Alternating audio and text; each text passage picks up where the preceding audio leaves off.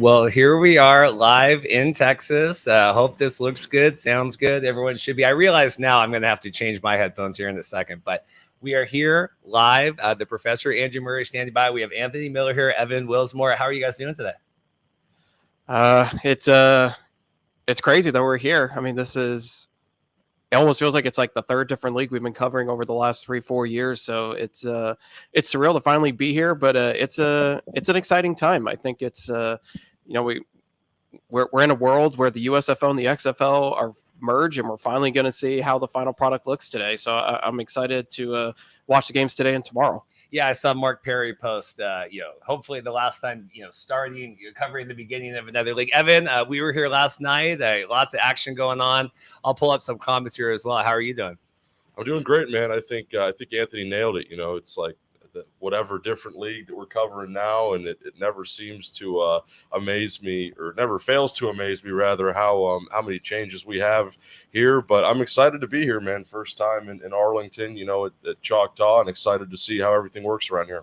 Lots of people checking in. Foosball fan, are you ready? Set the stage here. So we're going to go live 2 hours here. Anthony and Evan are going to be here for the first hour. They're going to start heading to media availability.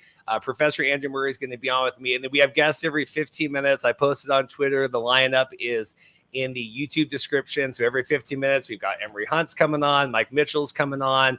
Eric Eager is coming on. Coach Craig, Jovan Alford. All friends of the show. Going to be good. If you like any of the stuff that we do, please like and subscribe. Lots of work coming here. We're adding subscribers. We're at the kickoff today. And then if we get to 3,500, we're like 100 and change away. 2 free tickets to the championship game. So I might actually make it to St. Louis. I wasn't sure if I was going to, but I might actually be there. But anyway, 2 free tickets for that. Like and subscribe. Lots of work coming here. We'll get into kind of some of the football stuff, but just overall surreal back at Choctaw. How are you sensing kind of the vibe here in the community?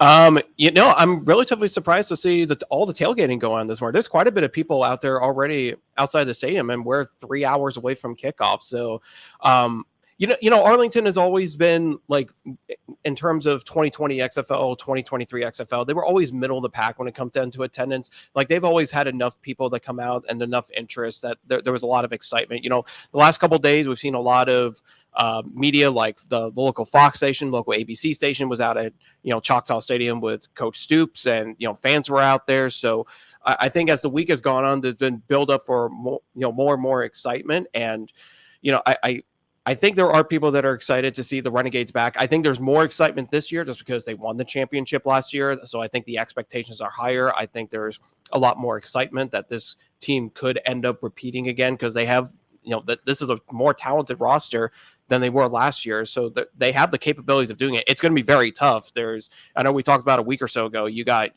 DC, you got St. Louis, you got Birmingham, who are probably the favorites to win the title, but Arlington can be in the running for it. So I think there's people that are excited, especially having Luis Perez back. I think that was a big pickup for them to get him back for this year, because he made the difference in their championship team last year. So I think having him back, and most of the team is back, so this should be a really good football team this year. We have a question here about Matt Carral. We'll talk about that in a second. Always, guys, if the audio sounds weird, let me know. I think we're all good, but if there's any issues, audio, video, just check in. I can kind of monitor it here. Evan, I had a comment here. I'll pull it up, talking about attendance. I was a little whelmed last year with attendance. I didn't think it was fantastic. Obviously, a beautiful day here today. It's a lot where you can literally see Choctaw here behind us. Rangers are playing at 6. I'm going to that game. I befriended the security guard that got me like a $13 employee. It was. We went around. I felt very sketch. We went around. I was like, is this legal? But so hopefully you get people out here going to this and then going to the Rangers, because it's kind of this complex here. We'll get Anthony's thoughts on attendance as well. But Evan, what's your sense? I mean, I know we looked at the seating charts this week. Always tough to judge, but what do you think? Yeah, I definitely agree. I was a bit skeptical at first that maybe the Rangers game would actually take away from attendance, and more of the attention would be on that. I think they're raising the World Series banner tonight, if I'm not mistaken. So there's that. But, I think because the Rangers game is happening, there'll actually be a decent amount of fans who come to the game because of that, and they'll do both. So hopefully that'll increase attendance. I'm not expecting anything crazy. Again, we've had so many different iterations of these leagues that I think, some people might be getting worn out. But we were at Texas Live last night, and there was a guy wearing a Renegade shirt down there. So, there is some fan pull. It's good to see. Yeah, so Evan and I were at Texas Live. I was having a Schneiderbach. Evan was not. I saw some of the league officials there, so obviously they're peeking around, appreciative of what we're doing. I see Andrew Murray checking in. Give me a thumbs up when he's ready to go. We'll pull him on. Then don't forget Greg Parks, first guest, coming up here in about 10 minutes. So Andy's fixing this here. Andrew, how are we looking? How are we sounding here? We doing all right? You're muted, so I do know that is not my fault. That's okay. We'll get Andy on here. No. We'll get Andrew still muted here. Let's get you unmuted. There we go. How are you, sir? I still can't hear. Can you guys hear? No. All right. Andy, see if you can work with that. Let me see if it's our settings as well. Anthony, let's talk this. To me, the biggest breaking news coming out is that Matt Carral. Is Matt Carral as the starting quarterback? I think a lot of people thought Jamar. Do you know anything about? Is that an injury? What are we expecting there?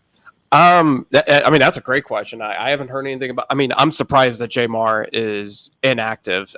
That's I think the biggest surprise of the season so far. Like I don't think many people are surprised to hear that Matt Carral was either going to start or at least be one of the the two quarterbacks that Skip Holtz talked about was going to be in using two quarterbacks this season. So I don't think that was a surprise to see Matt Corral's going to be one of the two. But for Adrian Martinez to take that backup job, that's a really big surprise. And from the injury reports, Jamar is not on any injury report, so I don't know. It doesn't seem like it's an injury. So I think, look, the potential of Matt Corral coming in here, he's already been highly regarded as one of the top quarterbacks in the USFL or the UFL, and just the way he's been able to what he did at Ole Miss, being able to the way he threw the football, the way he was able to run it as well. He's got a lot of Alex Magoo in him, and I think that's what Skip Holtz kind of saw in him. So I'm not surprised Matt Corral is going to be as one of the two quarterbacks, but it'll be interesting to see what they use with Adrian Martinez. I can see him as more of like a package quarterback for trick plays and running plays and stuff like that. I don't really see Adrian as the guy that's going to be who's going to step back and throw 5 to 7 passes a game. It's probably going to be more. I would not be surprised if Matt Corral gets the majority of the snaps. Well, because I saw that question too, and then I'll toss to Evan. We'll get Andy pop back in there. I think he's good. Because the question was like, Jamar, he's QB3 because the UFL has that rule. You can have the third quarterback injuries, all that. But he's totally inactive. You'd have to be dressed, right? So what's your thoughts on that? And I'll pull up Andy here. Yeah, I was a bit surprised that they named Matt Corral the starter, but there's no doubt that he's one of the biggest quarterback names in this league. And to be honest, I keep saying the rich get richer with Birmingham. I think that quarterback room in particular that they have between Matt Corral, Adrian Martinez, and even Jamar Smith, he's going to be inactive today, but all three of those guys, I think, bring a lot of value to the table. When your QB3, the inactive QB3, is a guy who led you to a championship in 2022, that should tell you a lot. So I think they think very highly of their quarterbacks, and I'm excited to see Carral. Hopefully we get to see a bit of Adrian Martinez. Around this time last year, his name was gaining a lot of traction in the NFL draft. I think he signed a UDFA contract with the Lions,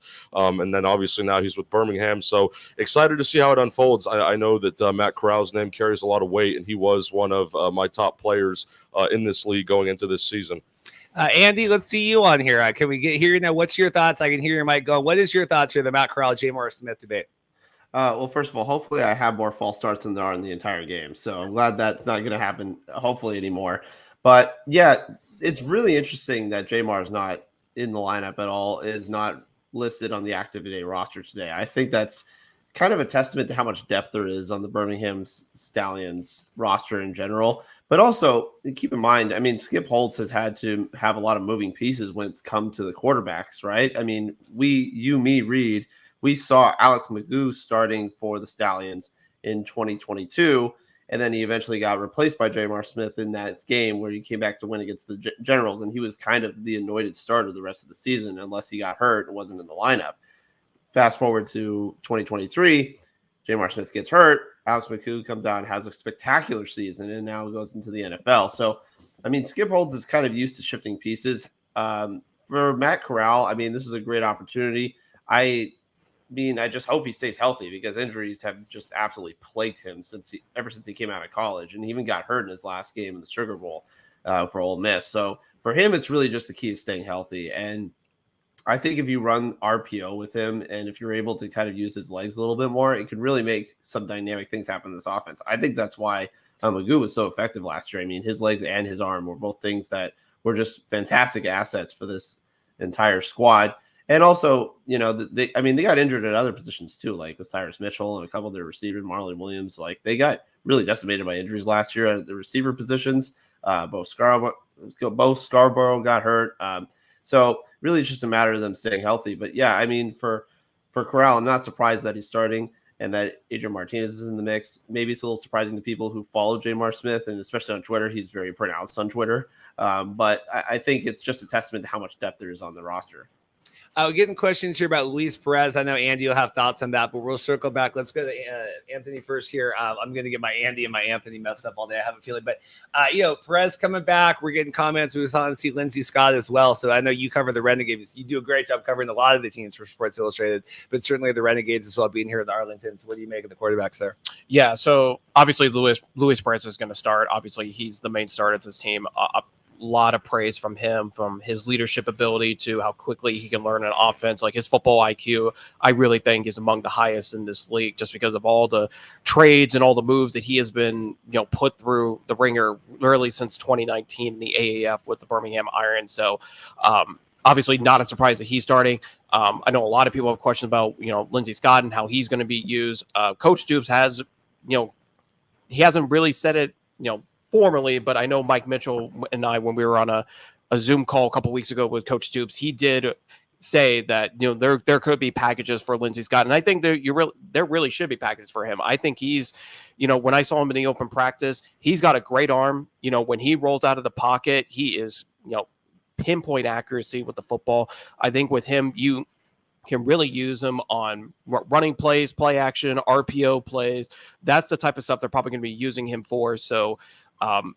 Is there going to be a 2-quarterback system? I no, not really. I think Luis will probably get the majority of the plays, but I think Lindsay Scott's going to be used a lot like how Kelly Bryant was used in the offense last year, where, he was mostly just running. I think he threw it maybe once or twice, but for the most part, Lindsay Scott's going to be out there to be a decoy and kind of throw people off. But I would like to see Lindsay Scott throw the football a little bit more this year, because I think there's a lot of upside with him where, if Luis Perez ever decides that, he wants to call it quits for football, Lindsay Scott would be a great replacement for him. Well, that's my question to Evan is, obviously, you guys are the football experts on here. When Lindsay Scott was being courted by the league and coming in, I mean, it seemed to me, at least our fan base, very excited for that. So obviously you're going to go with Luis as long as you can, but what upside do you see from Lindsay in the quarterback situation there?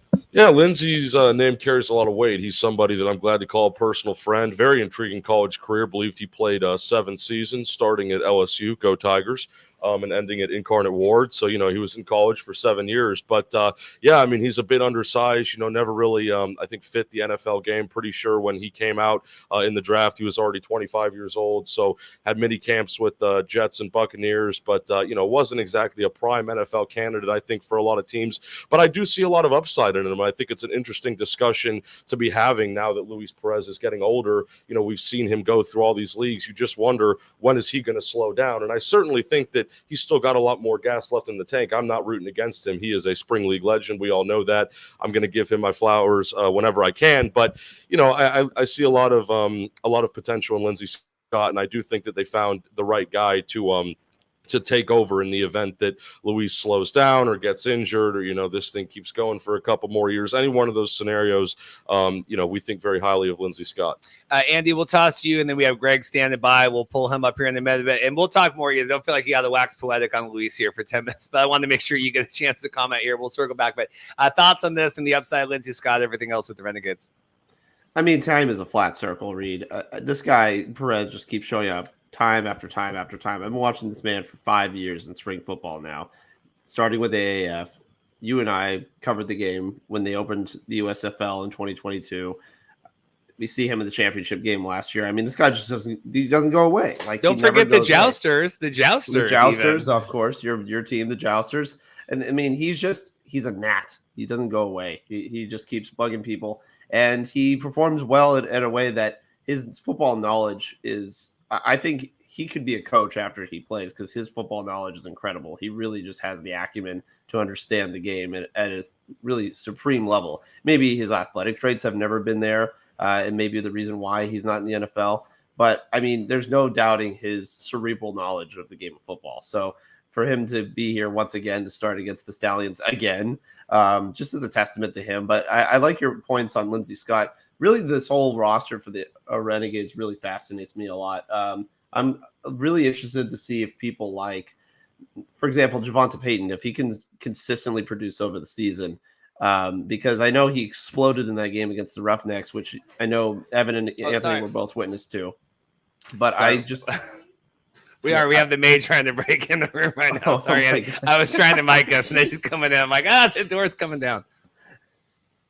I mean, hopefully she doesn't have a battering ram. Yeah. But I just to go off though, I think this Renegade team got stronger. I agree to the points about, as I mentioned, Lindsay Scott. One of the names that's really kind of interesting for me to look at is Emry Hunt, who's the starting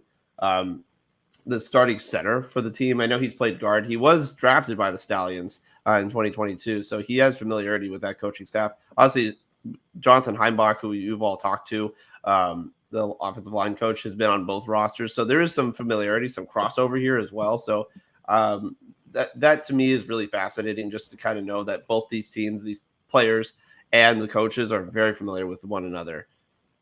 I'll comment your comment here, Bobby Scott. We'll get to that in a second. Wide receivers for Arlington. Let's pull up Greg Parks here, UFL board. Greg, are we looking, sounding good? How's everything going here? You look great. You sound great. And I thought, what better time to try my first ZOA energy than on kickoff weekend for the UFL. And, it is the official energy drink of the UFL. And by gosh, if you paid attention to the Instagram stories of these teams throughout training camp, you know that they almost, put this right into their veins. They had it so often. So whatever advertising they used worked for me. So I'm trying it for the first time here today. All I want to say is, look at you, Greg. Look at you. Look at you. Look at you, Greg. And when this stream is done, I want you to keep the same energy about the zone. Yeah, the Rock is really I am liking this a lot. I don't know if it's the best for promoting football, but it certainly is good to get him on TV.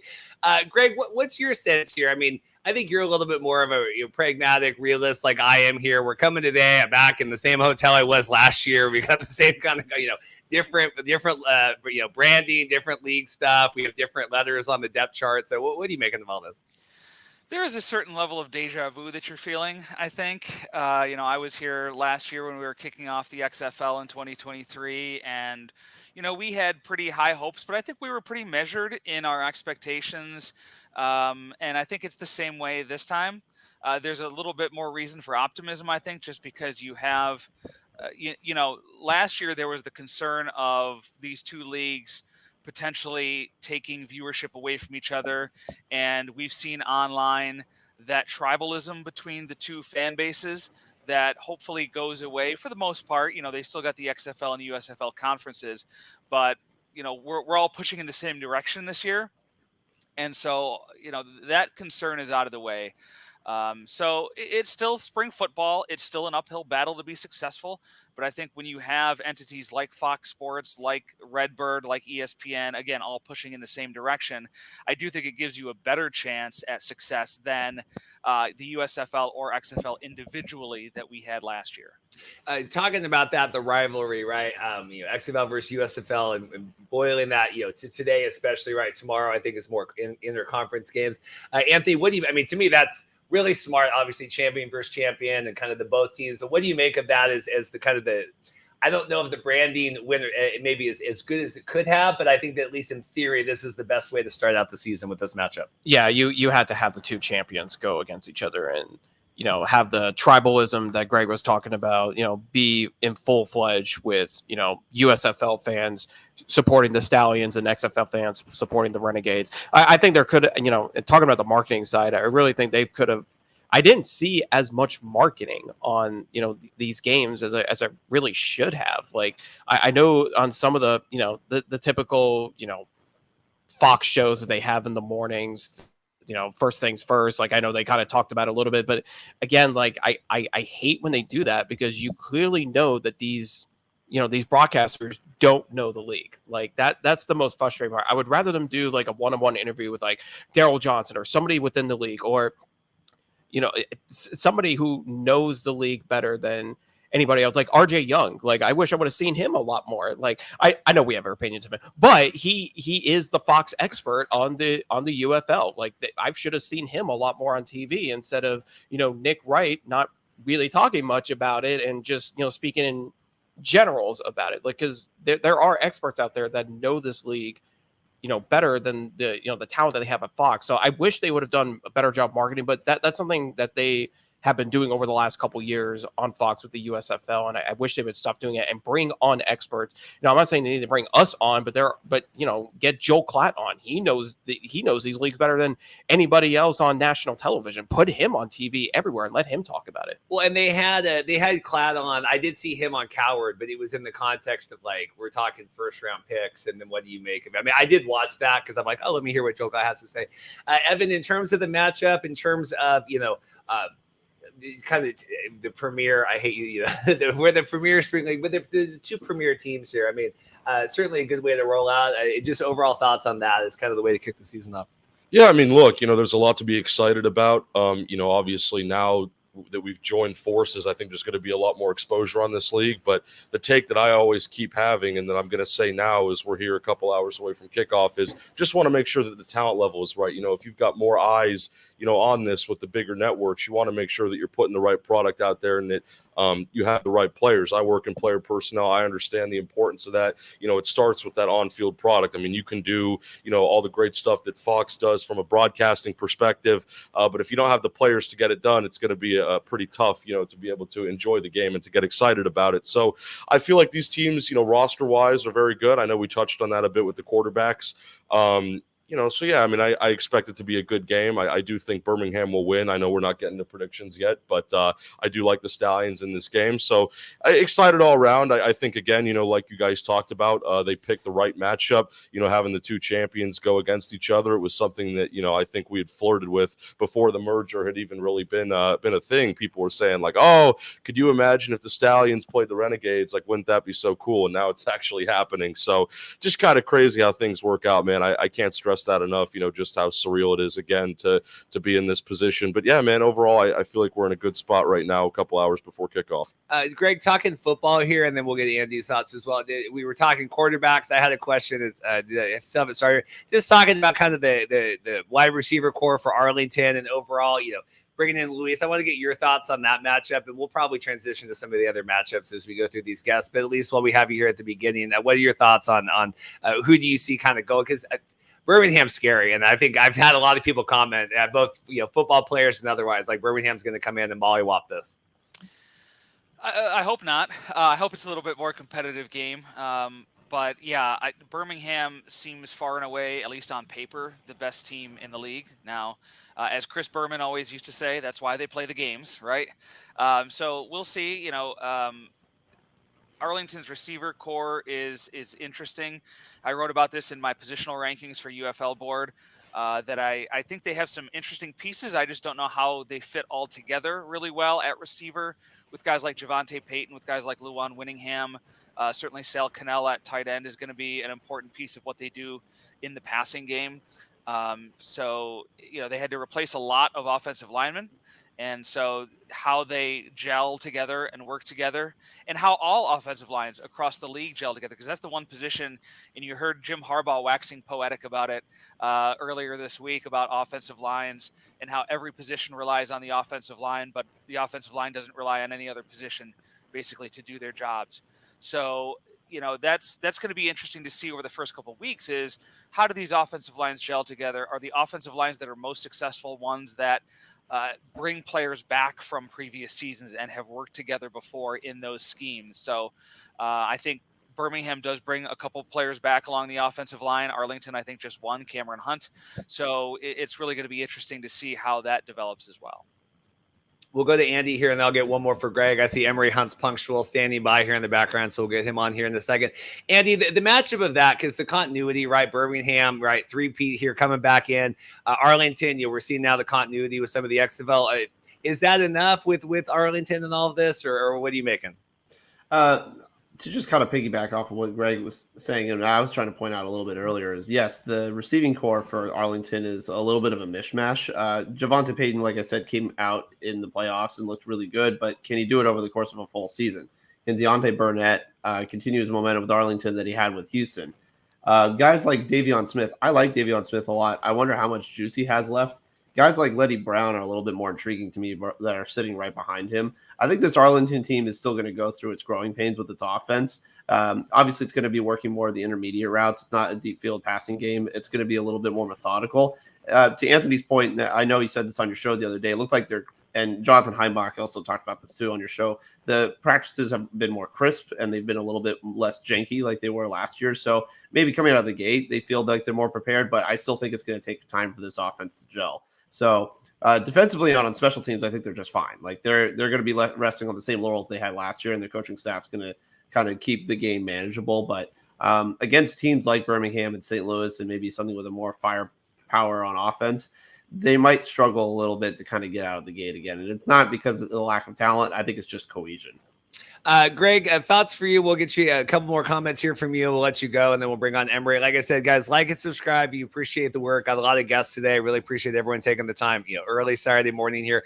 Greg, what are you hoping to see from the game today, from the weekend, and then just kind of overall here? Just kind of looking forward, because we don't even know what expectations are for any of this stuff right now. I mean, we're assuming we're back here next year. What are you hoping to see? As far as on-field, just clean games, a minimum of penalties, a minimum of turnovers. Turnovers can be exciting, but not a half dozen a game. I think that can be concerning for offenses and things like that. And so close games, competitive games, like a lot of what we saw with the XFL last year. I know their margin of victory was pretty small. I think they hit really the goal that they wanted to hit last year in terms of how close the games were into the fourth quarter and things like that. So, that I think that's really all you can ask for the first weekend, and then kind of let the chips fall where they may in terms of viewership, in terms of what's out there, who talks about the league. That's something that the league doesn't really have a ton of control over at that point either. But to go off of what Anthony said in terms of what kind of marketing was done, and I know this has been a big focus of us in the off season. All of this is stipulating that they only had really less than 3 months from the time they announced the league to the first game. So that hamstrings league ownership a lot in terms of what they can do from a marketing perspective. But from my vantage point, it looks like a lot of the marketing came down to a mix of what the USFL did and what the XFL did. The USFL had tons of commercials throughout Fox last year. They did that again. I don't watch a ton of Fox, but I watch NASCAR and I watch wrestling. I sound like a true Southerner. I do live in Florida, but I'm from New York. But I've adopted the Southern philosophy of racing and wrestling, the two R's, if you will. But the ads during those programs have, you can't miss them. I mean, they're all over. The announcers talk about the league and things like that.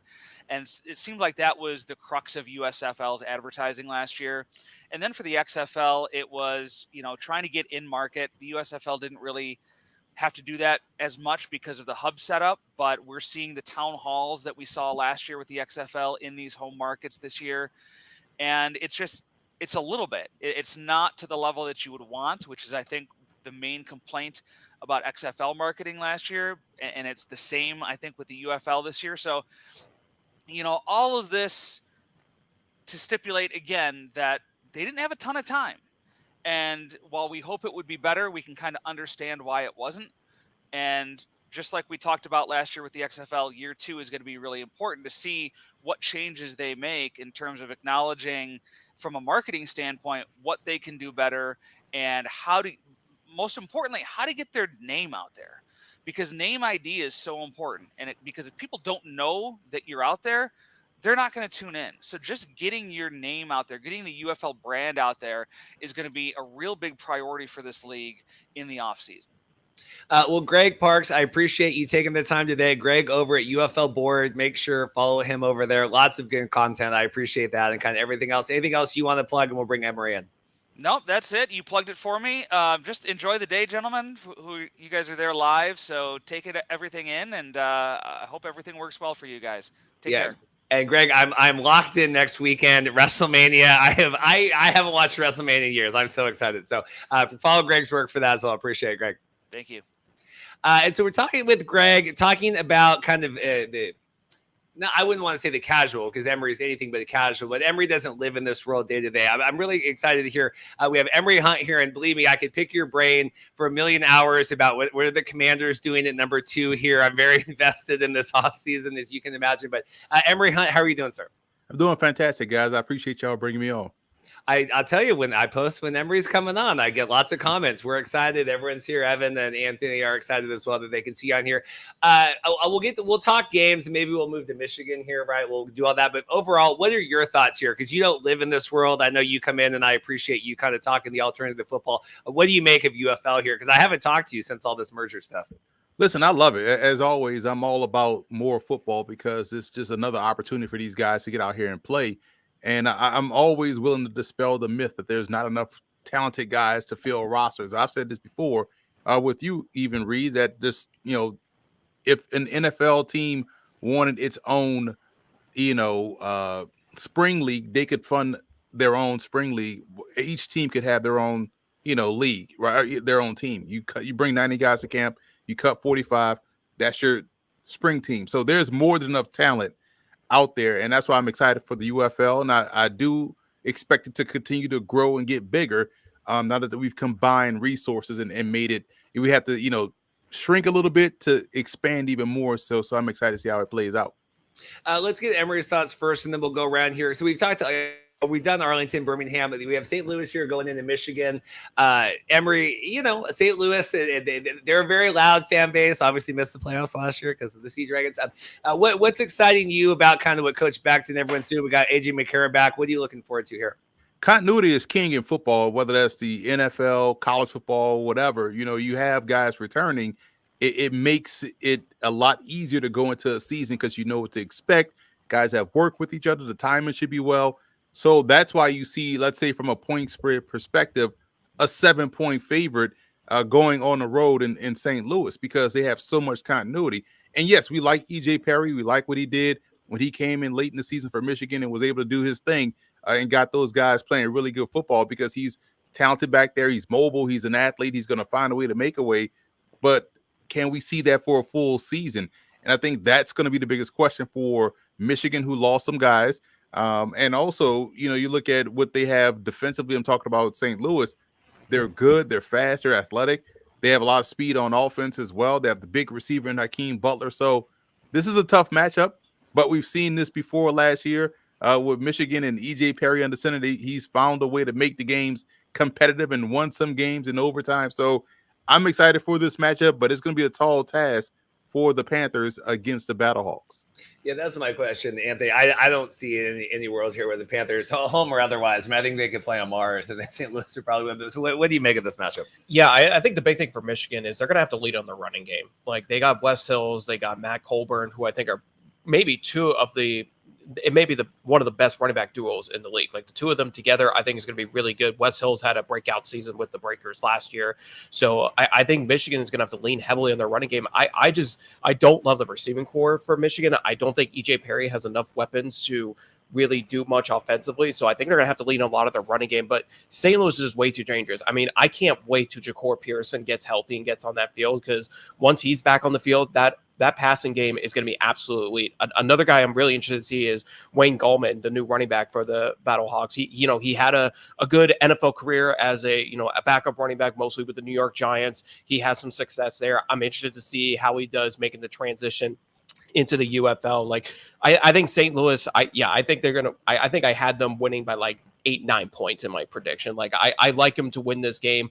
I think they're just a superior team over Michigan. I think what helps Michigan, good running game, and I think they have a pretty good defense. Like Frank Ginda is obviously one of the best defensive players in this league, but I think St. Louis is overpowered. And one thing about St. Louis too, they have really rebuilt their secondary well. That was a defense that wasn't great last year, and I think Anthony Becker did a really good job building that defense this year. I think they're better than they were last year. So yeah, I like St. Louis beating them.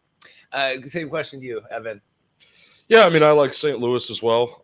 I think Anthony covered all the points very well. But I actually had a question for Emory that I want to ask. Let's go for it. And this is kind of looking in the bigger picture, too. We're talking about some of the games this weekend. But just for the whole season, I want to get your opinion on who you think the strongest team is and who you think the weakest team is, at least from a roster standpoint, because obviously I know your expertise regarding the NFL draft, a lot of guys on these rosters that you're probably familiar with.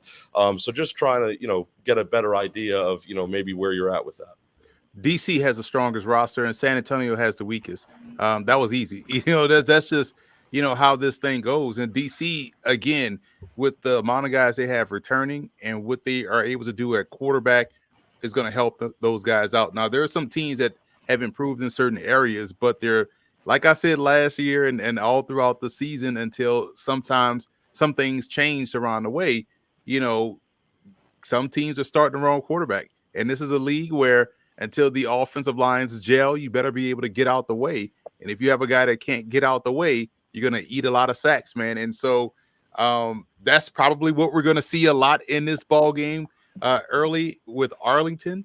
I know Mr. Spring Ball is back there. Luis Perez is a good quarterback, but you got Lindsay Scott sitting right there, Mr. Offense. And it'll be fascinating to see how long we see before we see Scott this season, if he plays today. So that's what I do think. DC's roster is legit. Their secondary, they take the ball away and they bring it back the other way. So I like they have those guys returning.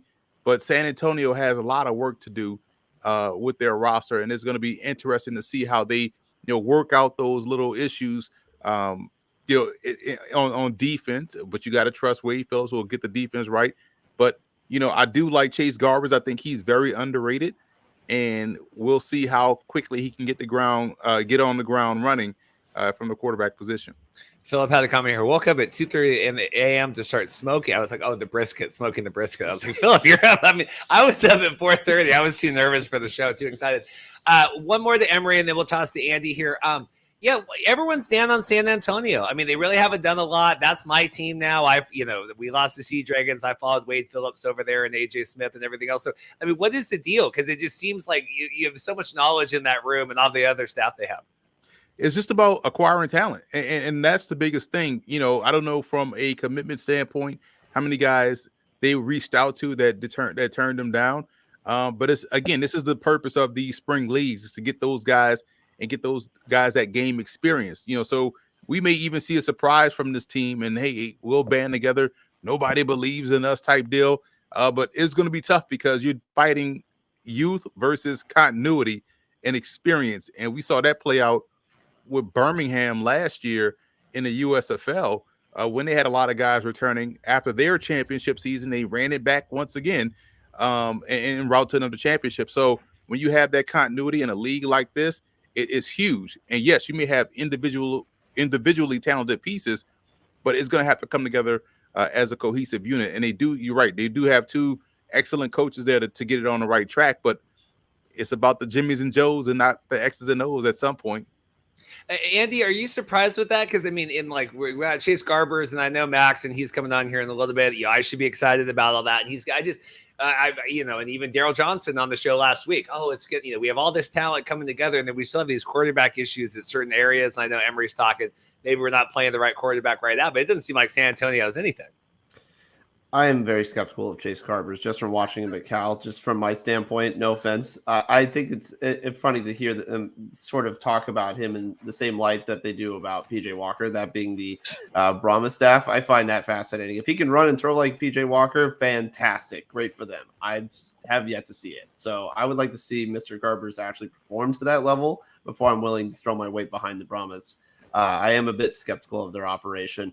I just, the whole setup is just so bizarre to me. I know we've already talked about it ad nauseum, but the whole moving from Houston to San Antonio thing is very just odd.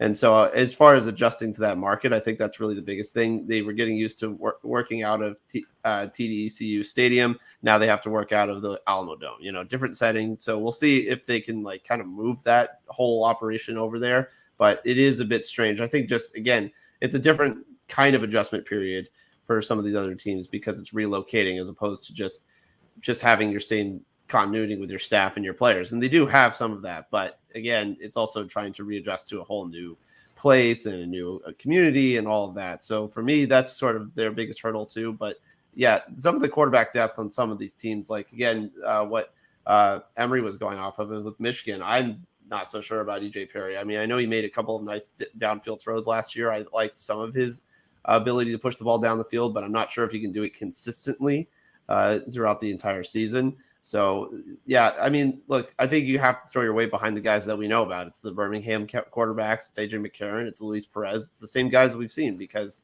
again, it's continuity.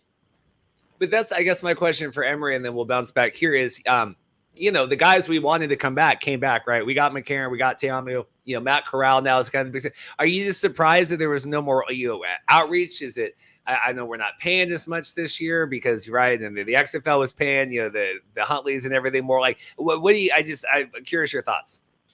Yeah, that's the interesting part because I would have completely went about it a different way, but it's hard to compete now monetarily when you are an upstart league and you're dealing with NIL money and you're also dealing with the dangling carrot of, hey, you could be in the NFL, you could potentially make it, your dreams can't come true. But otherwise, if I was a DPP or a GM of one of these teams, I am straight targeting some of these quarterbacks and telling them go bypass that NFL process. Talia Tagovailoa would have been one of my targets. You look at Jayden DeLoria, would have been one of my targets. You look at guys like DJ Irons out of Akron, would have been one of my targets. Joe Milton, one of my targets. Like, I know the money isn't there, but you get at least 3 games, before the NFL draft. So you got a chance to really show up and show out. I know the amount of games on the body. I get that. But listen, you talk about wanting people to tune in. This will get people to tune in if Joe Milton was starting quarterback for the Arlington Renegades. That's why I was saying, hey, you got to get Lindsay Scott out there because we know this dude can play. Every time he's been on the field, whether it's been LSU, East Mississippi Community College, Nichols, UIW, he's balled out. So that's the type of impact we need in the UFL. And I do feel like, you'll obviously we're going to watch because we're football fans and we love the UFL, but we're going to get frustrated with the casuals that pop in on Twitter from national outlets that say, AJ McCarron, I don't want to watch AJ McCarron. This league's going to suck. Luis Perez, this league's going to suck. And we're going to get frustrated at them because they're casuals jumping in. But that's why we need the PJ Walkers. We need the Lindsay Scotts. We need the Chase Garbers to step in and really ball out and just wow people, right? See how we got all behind Alex Magoo and how well he played. And so that's what's needed. And maybe after a season, we can go back and target some of these guys that are just toiling around on college football rosters. Why is Emory Jones not in the UFL, right? He's not going to get an opportunity to play in the NFL, and he's probably best suited to play here in the spring league. So there's options for a lot of these guys. It's just that it's hard to compete when the money isn't enough to really move the needle yet, but I think it's going to get there. I'll let you respond to that, and then you can respond or answer Emory a question before we get him out of here. So what do you make? Yeah, I think the way the league is being built now, they really got to appeal to college fans. I mean, they got, like Emory talked about, they got to get college stars in here, early. They're going through that NFL draft process and be like, hey, come in here, shell out. Maybe you get a higher draft pick, and then you can go on to the NFL. Because, the reality is, I don't know how many. I just think a lot of fans that are going to be watching this, they're looking for college stars. A lot of times when they're bringing up these big time players, AJ McCarron, it's what he did at Alabama. It's not what he did as a backup quarterback in the NFL for the Cincinnati Bengals. It's all about what they did in college. Matt Carral, he didn't do anything special for Carolina or New England in the NFL, but he was a big star in college for Ole Miss. Why do you think, guys like Joel Klatt and RJ Young are the ones that are the main analysts for this on national television?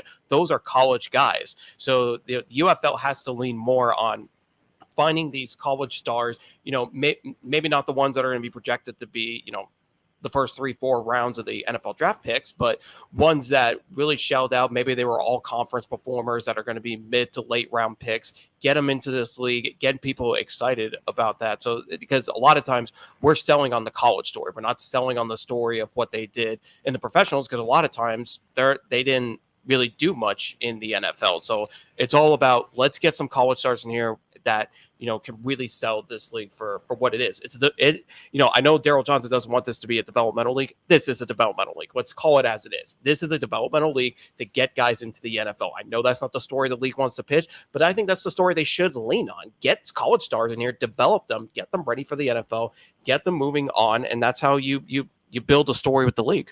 Let's do Evan, and I want to get Emory's thoughts on that as well. Evan.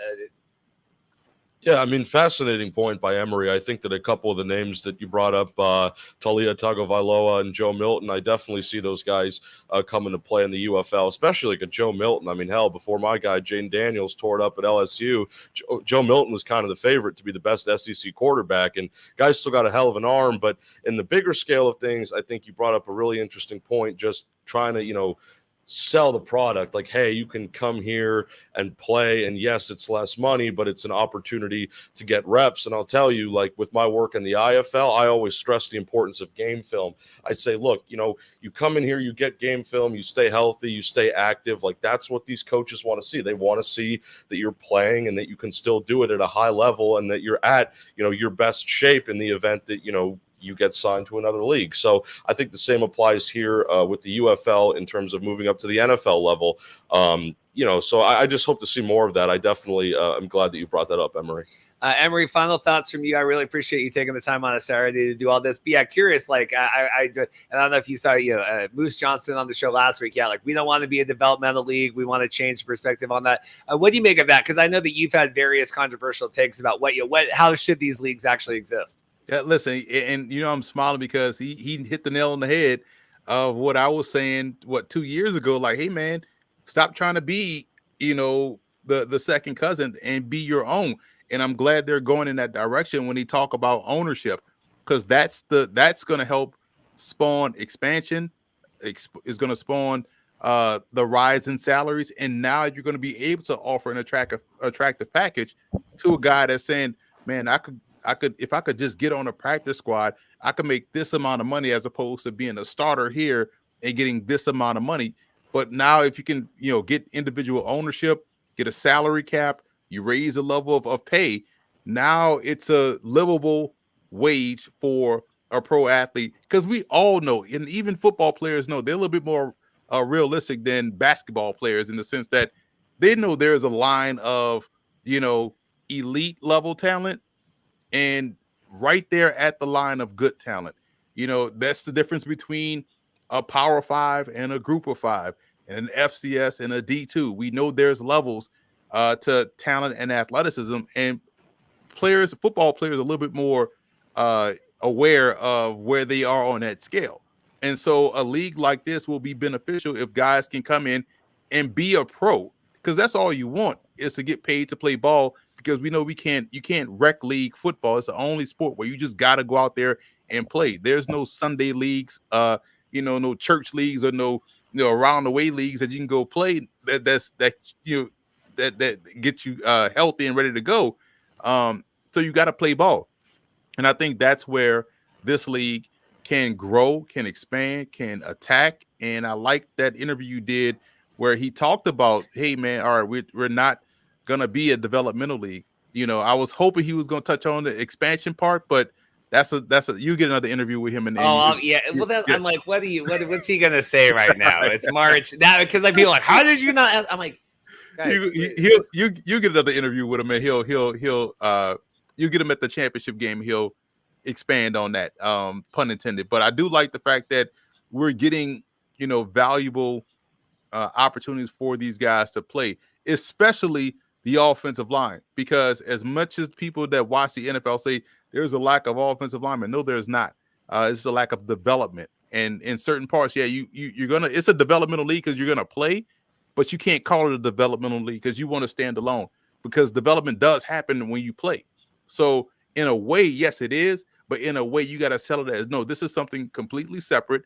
This is your own league. You could be a pro here, which is why I like that Luis Perez does come back and tries to be the pro spring league veteran, because you need that. You need to be able to tune into, okay, I'm going to watch Luis Perez play in the spring. I know that means spring ball is around.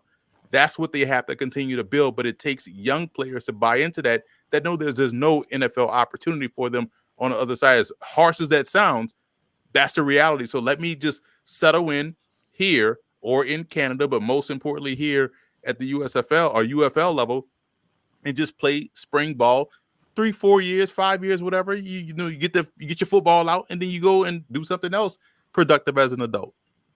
Well, Emry, I really appreciate it. Went a few minutes over with Emry. I don't think anybody will complain about that. So really appreciate it. Taking the time. We got 270 people watching here and another 256 on Twitter. So there should be 270 thumbs up right now. I appreciate Emry. Anything you want to plug before you get out? Go and order the Football Game Plan 2024 Draft Guide. Over 900 individual scouting reports at footballgameplan.com/2024 Draft Guide. A lot of the guys in that draft guide will end up being UFL stars. So why not get ahead of the curve? And it helps you out from a betting perspective, because now if you know who's on the roster, you know how to wager against these sports books. So it's helpful across all fronts. So footballgameplan.com/2024 Draft Guide. Positive comments all around here, Emry. Thank you so much. We'll get you out of here. We got Max standing by. We're going to talk a little pro football focus here a little bit. And then just to set the stage, we got about 10 minutes. You guys are going to start heading to media. Andy's going to stick around. We've got Jovan Alford coming on. We've got Mike Mitchell coming on, Coach Craig Sports, and then Eric Eager. So lots of fun stuff still to come here at the halfway point as I totally delete here my note. They had all of my guests. Max, how are we doing? It's been a hectic week, man. There's so much basketball stuff happening right now, and then I'm trying to keep up with spring football on top of that. It's a lot right now for me, honestly. I have a article here pulled up, and let me see if I can just throw it in the stream just so we can see it. Amanda checking in. We'll do a little of a non-football talk here while we got Matt, obviously football, but the X's and O's here. Here we have a wonderful article, Pro Football Talk. Spring league after spring league after spring league has failed with UFL, the product of the XFL USL merger. Change that trend. The experiment begins today. Wonderful, exciting headline. Wrong UFL logo on that. Let's go, Max. Let's get Andy talking again, and then we'll get the guys here before they get out of here. Max, thoughts of that? Because it's basically why even try? Well, I mean, I think the why even try is because everyone wants to be the one who did it. Everyone wants to be the one who overcame all these troubles, all these pitfalls that have come across all these leagues over the past, we're coming on 50 years now since the WFL. So everyone thinks they can out business, they can out intelligence, they can out market. And what ends up happening is some of them get closer than others, but all of them never fully listen enough to the fans to ever get across the line. And I'm concerned that this one is not listening to the fans enough either. So we'll see. We'll get a follow-up on that. Andy, what do you make of it? Because it's just this narrative, and that's what I get so hard, because I always get this, reads the negative Nancy. I'm the one here, and we're here in Arlington. I'm cut off here. Sorry, so what do you make of this? Because like I said, this is the national media. This is, to me, is always this is how they're viewing things. Well, first of all, Florio is the type of student that would question why we have homework in the first place than actually doing it. So for him, I don't think it really matters one way or another what league there is or what pictures you have to use or what available information there is for these kinds of leagues. The national media is not ever going to be able to put in the proper preparation to actually study these things because they don't care. They don't care. I'm sorry, they don't. So for me, I think it's more about what happens at the local level and what kind of media outlets do you have around your own base that you're able to kind of work with and sort of use as the sort of the foundation of your league. So look, Fox and ESPN have to do a better job of that because they have stakes in this property. They have viewership they have to do a better job of promoting this so that these kinds of oversights don't happen more with some of these national media members and they look foolish for being wrong. I mean, look, the amount of correcting I've seen sometimes for someone who throws out a wrong player's name or wrong player's origin or some team's origin, or the fact that, they say this player played in the XFL, they played in the USFL instead. That happens all the time. So the more you make those people kind of, I guess, blush when they find out that they're wrong, and there's people that are going to call them out on it, then the more notoriety and the more validity you get as a league. But that comes with time. You know, it doesn't happen overnight, and you need that to come over a long period of time. I mean, the XFL has brand identity going back to 2001. The USFL had brand identity going back to the 1980s. What kind of brand identity, you can debate about that as far as when they came back in this iteration. But, you know, they both had their own sort of style and points to them. So you could point to that as far as like what people remember about them, but it wasn't always emblematic of what's actually happening right now. So you have to do your own work at the local level. You have to make sure that your own people are doing the work to promote their league, to make sure that other people don't make those mistakes. And when they do make those mistakes, that they're held accountable for them. Thoughts for you guys, and then I know we'll wrap up here. Because that's why I'm such an advocate, even for the work that you do with Sports Illustrated, that Mike does, and I wish that that Mark did about like promoting and building up, so it's something that people take seriously. Because we see these takes and like here, how many people are going to these coach Zoom calls and everything, putting in the work to actually cover this at training camp here. What are your thoughts? Because I mean, you're entrenched in this as much as anyone.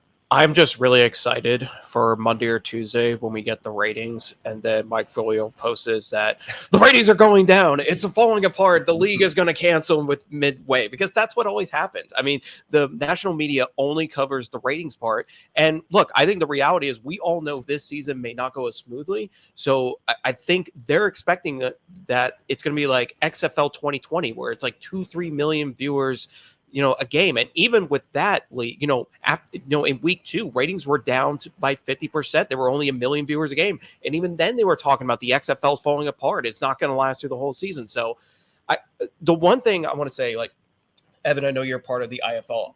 Look, what makes the IFL work so well, and the IFL's been around, 10 plus years? It's been around 15. Yeah, 16, 15 years. Yeah. You know what makes it work? And Andy talked about it. It's what they do in their local markets. I think the IFL understands they're not competing with the NFL, but they do such a great job marketing in their local markets. Like Frisco Fighters over the last 2-3 years, they've done a great job marketing. I mean, they may not get crazy attendance, but they get a lot of attention. One, because they're a very good team, but two, people care about them. And the league understands we need to market into the local, into our local market, into the people that live in the area, and get them excited about it. They know they're never gonna, get the attention of ESPN and Fox and that, but it's all about, like Andy said, it's all about what you do in the local market. That's what makes leagues like the IFL that's been around for so long, like the CFL. Like we all know they don't get crazy ratings. Even in Canada, they don't get crazy ratings, but they market into their local areas, and they do a really good job of it to get people excited in their local cities. So I mean, the national media is always going to crap on the spring football leagues. We all know it's going to happen, at least not until the NFL backs it. I think the only way it happens is if the NFL starts their own spring league and they end up funding it, then I think people will buy more into it. Evan, thoughts on that, and then we'll toss back to Max, because I want to get some more stuff when we got him on here. Yeah, well, I appreciate Anthony here plugging the league.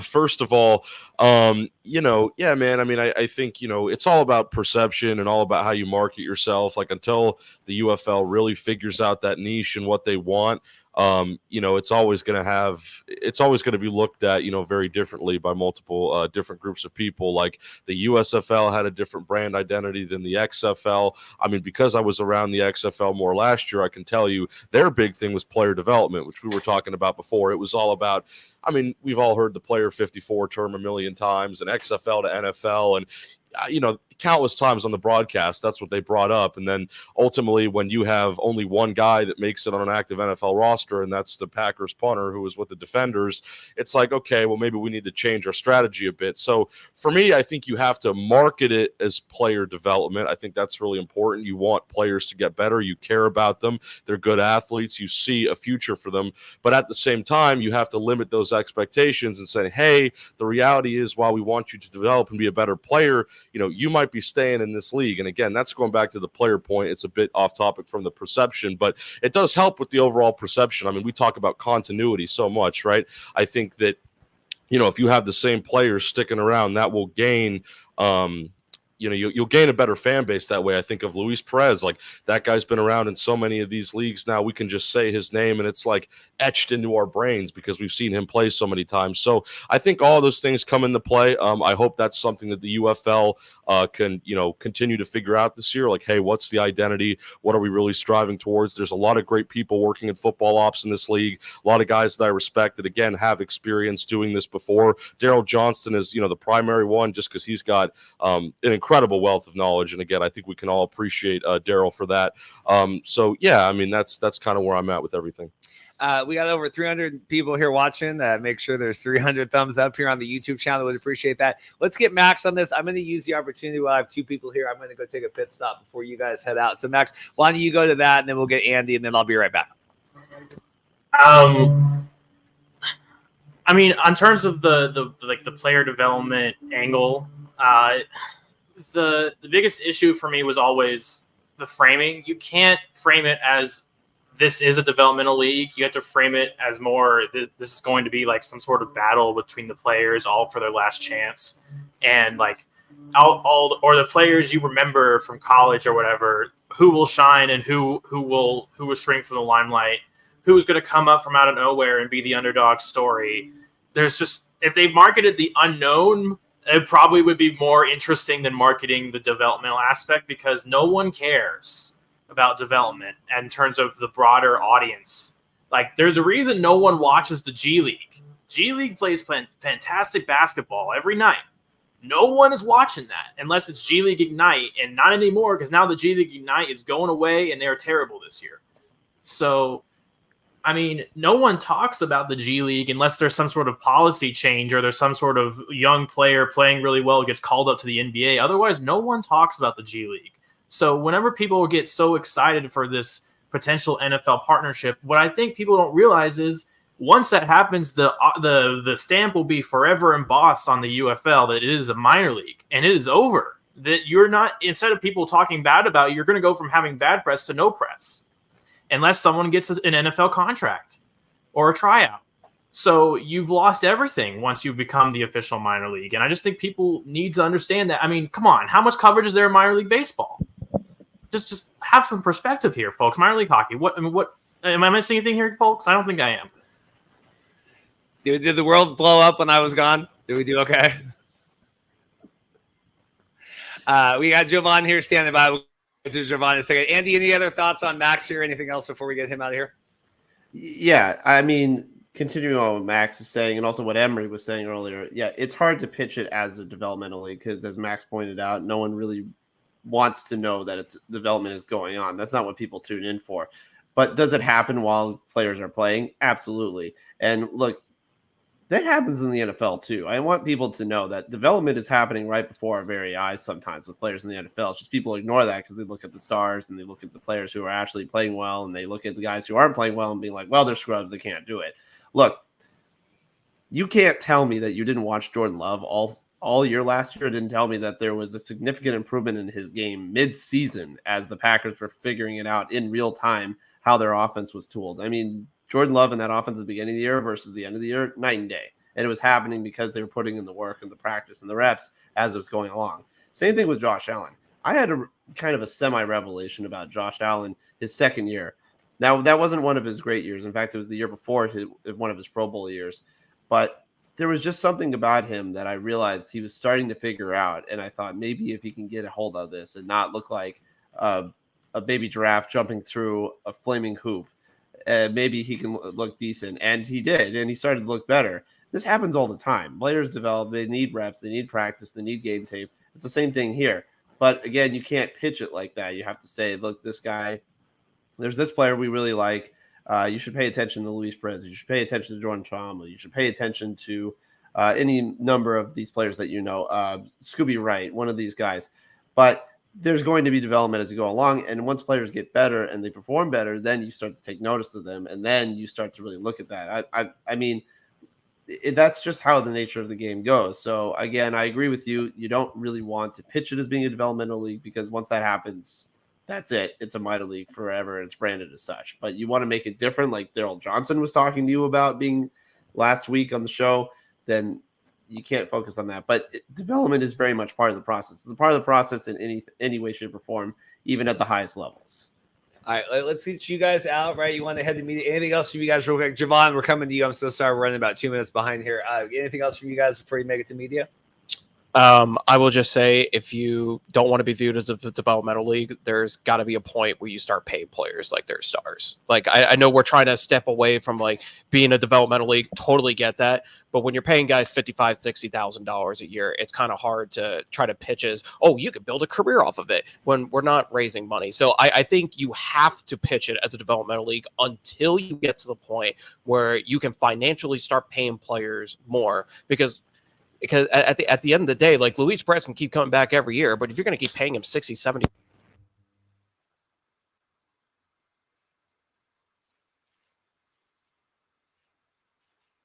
Hang on, let me get that going for a second here. Evan, my microphone here died. Maybe just auto powered off here. Max, say goodbye here. We'll get you out of here. Let me see if I get this thing plugged back in. Well, yeah, I definitely agree. Like, it's hard to market to players that this isn't a developmental league, but you can always market differently to players and to fans. Like, those things, like, most fans have no idea how much these players are getting paid. I'm sure that it's not even on their mind, but I'm sure they all know it's not that much.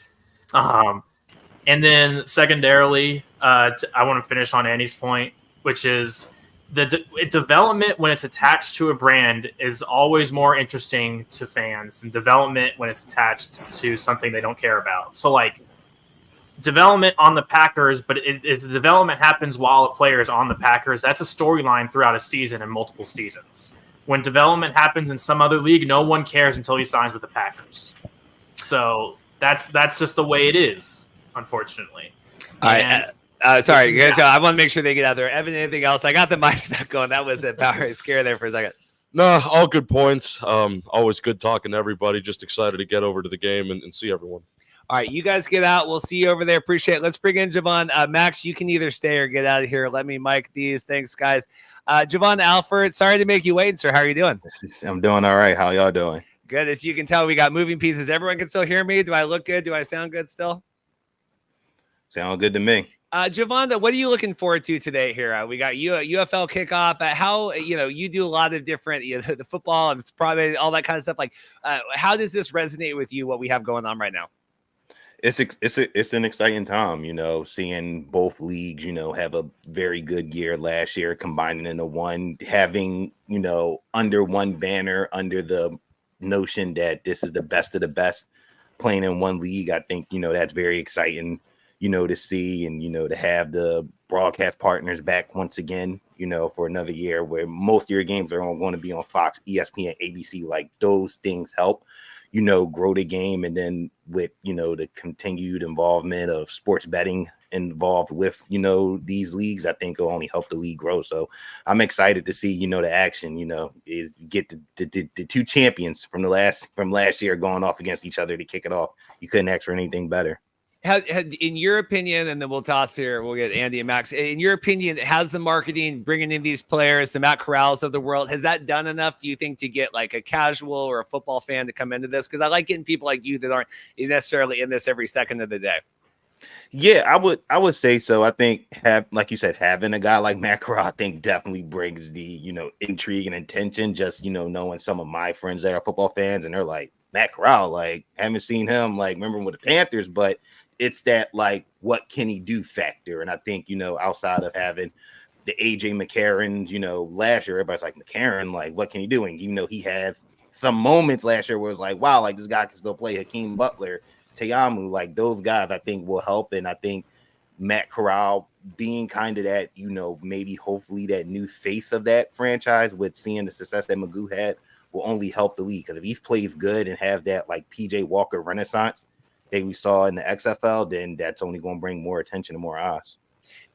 Andy, are you surprised we didn't get more Matt Corrals this year? Like, it felt like, and maybe we're just trying to we'll get to next year, but, getting some of these other guys than just McCarron and like Teamu coming back. I mean, like Brandon Silvers is hanging around, but, I feel like that's an opportunity that Emry talked about that as well. I don't know. With you downsizing these leagues and only having 8 teams, I think it's hard to bring in those guys because you're already cutting players as it is. I don't know how in the world you expect to import more on top of that. And even if they're maybe qualified players or players that are at the NFL level and you think deserve to have an opportunity, it's still hard for them to kind of justify that, especially when there's so many moving pieces. Again, we talked about continuity with rosters. There needs to be continuity with these leagues. And once you have continuity of the league, then other players in the NFL can look at them and be like, oh, I know that league over there. I can go play for them.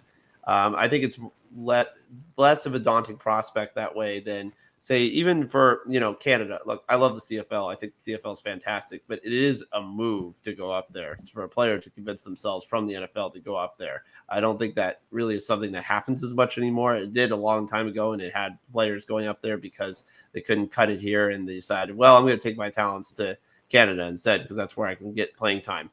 That has to be the same thing here, but I think just in the current iteration with there only being 8 teams, there's not any expansion talks at the moment or anything with anybody. Actually, I know there is expansion talks, but not amongst the people who it actually matters with. Then it's not going to happen as far as getting some of these players to come down from the NFL and trying to get more game tape. Max, quickly to you. Let's get back to Jovan while we have him here. But thoughts on kind of anything with Andy, anything else? So when you're talking about these established players who are sitting around at free agents, quarterbacks like Josh Rosen, Kellen Mond, I mean, think about it. Those guys were early draft picks who stuck around for a little while. And it's like the problem with Carral for him is that he played and like kind of embarrassed himself a little bit at some points. And like, not necessarily because he was like a bad player or whatever, because he was just in a bad place. So however bad he was or wasn't, was it accentuated by everything happening at the Panthers. So he feels like he has to prove himself. But if you're Josh Rose and Kellen Mond, you're like, I've already been given these opportunities and I've made all this money, and what's the point? I don't want to do this anymore unless I get back in the NFL. That's kind of how most of these players are treating it until they get a check big enough for them to change their minds. So, it is what it is. Jovan, thoughts on that? Because, Emry, we had Emry Hunt on earlier, and he was talking about, even coming in here and playing a couple games before the draft, and maybe you can kind of help raise your stock that way. I mean, how do you think that the players with this league can really stand out? We want it to be a developmental league. We don't want it to be a developmental league.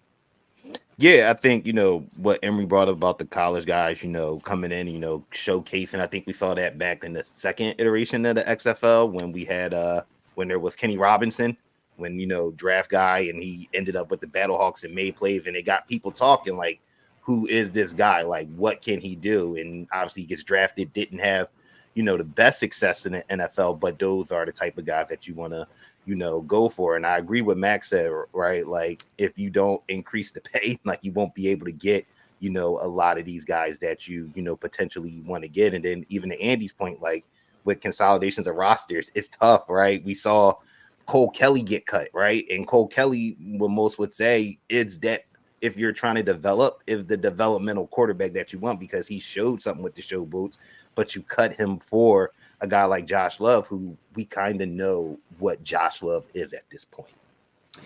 We got Mike Mitchell standing by here. We'll get to him in a second. 330 people watching. Make sure you thumbs up, subscribe, get all that. We'll get some comments back on here. People are talking about hitting the drones with footballs and stuff today.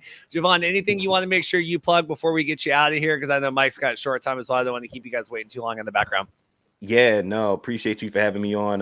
Check out Total Sports Live, totalsportslive.com. Got a week 1 picks up, odds and spreads for the UFL season. So got that up live and ready, and appreciate you guys for having me on.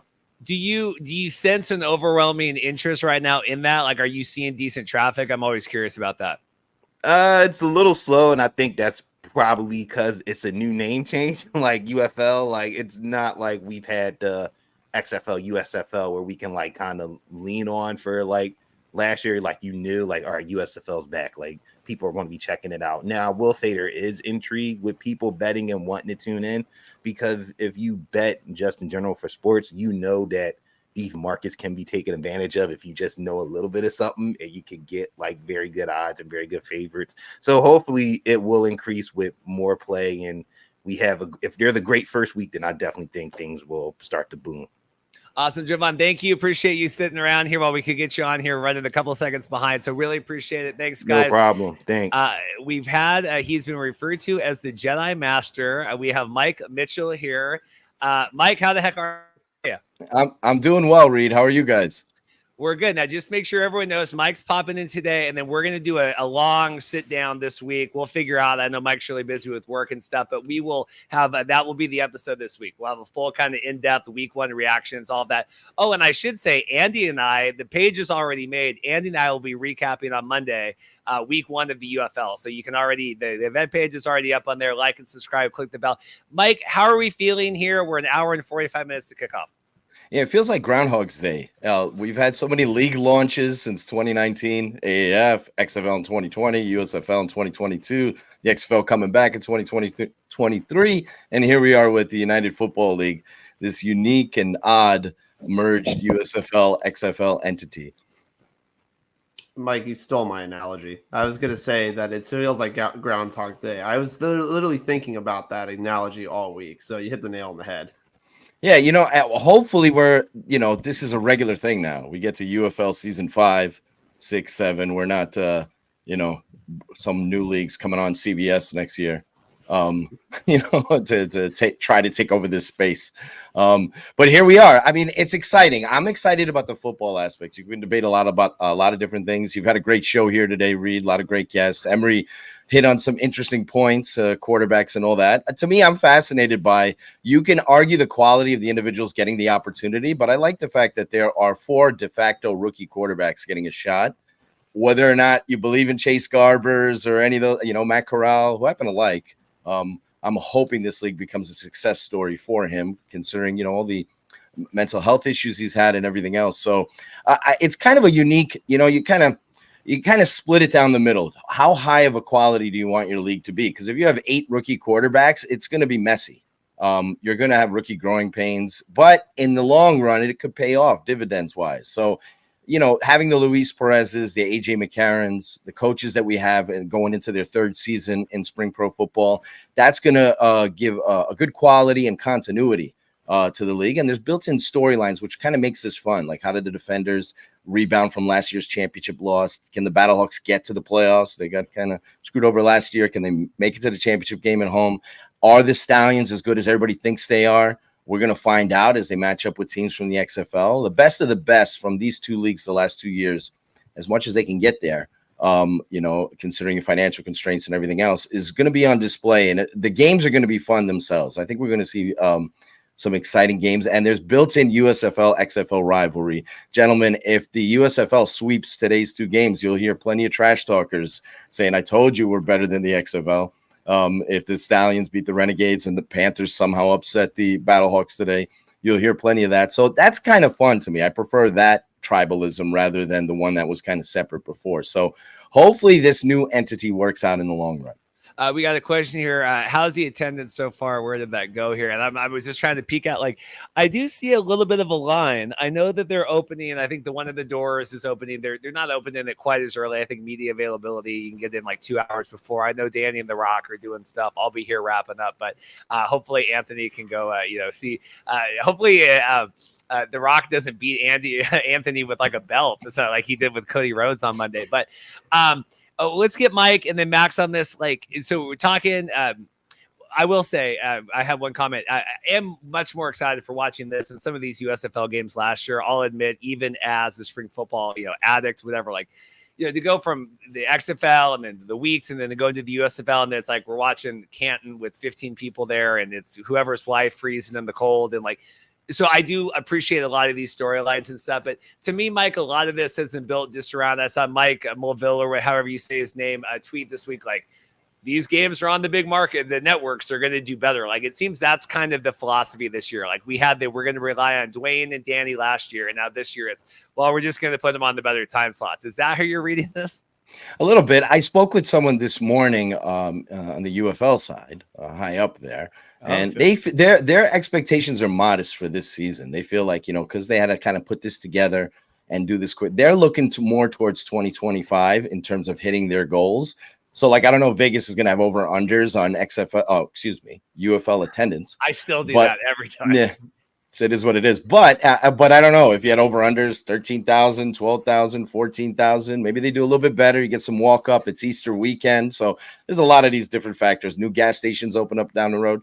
But But I think their expectations, from the sense I got, is their expectations are modest. Now, Michael Mulvihill, I always butcher people's pronunciation of people's names.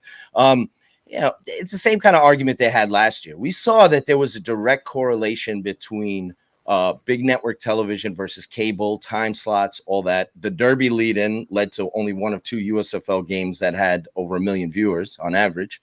And that was kind of like an overinflated thing where they had like 2 million viewers. I don't think people were tuning in for Todd Haley's brilliance. So that was kind of the story there. So I think their expectation levels are modest. And I put out a ratings article at Sports Illustrated. Shout out to Casey Sager, who's helped me become a better writer, who's always editing my stuff. But, my expectations were low on the ratings. I hope I undershot it. I hope they do a little bit better. They cross over 1 million today, but the competition is heavy. And I do sense outside of our bubble, there really just isn't mainstream interest or buzz for spring pro football because people have been there and seen it already. They've already sampled it the last 2 years. So what is the rope? What pulls you in?